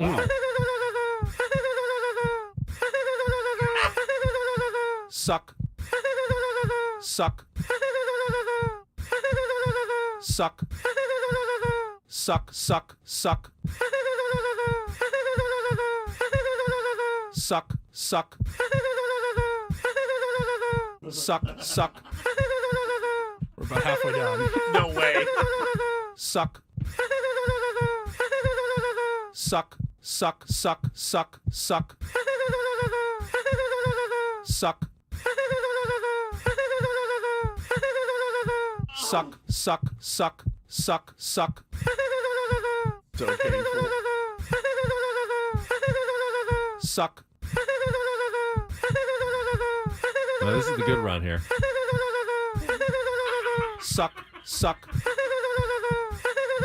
I hate it And now so much. things are about Suck, to turn suck, again. Suck, suck, suck. Suck. All-Star break. It gives me the worst heartburn. it's funny That's because tough to get through. It's hard to get I through. can Bob Dylan was easier, dude. God, Bob yes. Dylan was way I don't easier. think I can do a full season heartbeat at the end of the year. Bro, if you do it, I'm telling you, at the last game, I'm putting my headphones on. I'm going out of the studio until it's over. I don't have it in me. I don't have it in me. Either. Adam missed that one on his vacation. He just heard it for the first time, I think. Oh, He was yeah. just in the chat. He goes, bro. I can relive, like I can sense the emotions. Me too. Like up and down It over really the course works. of the season, though. It really does. The suck, especially, like those dude. losing skids, Suck, and you suck, remember suck, it's suck. painful, and then the real nice stint they had there in June for the most part. Adam just said, I won't allow a full season one. Well, now you're going to get one. Now that's the first content shackles he has ever put on us. So now you know. Now I want to do Paulie's like, all right, really?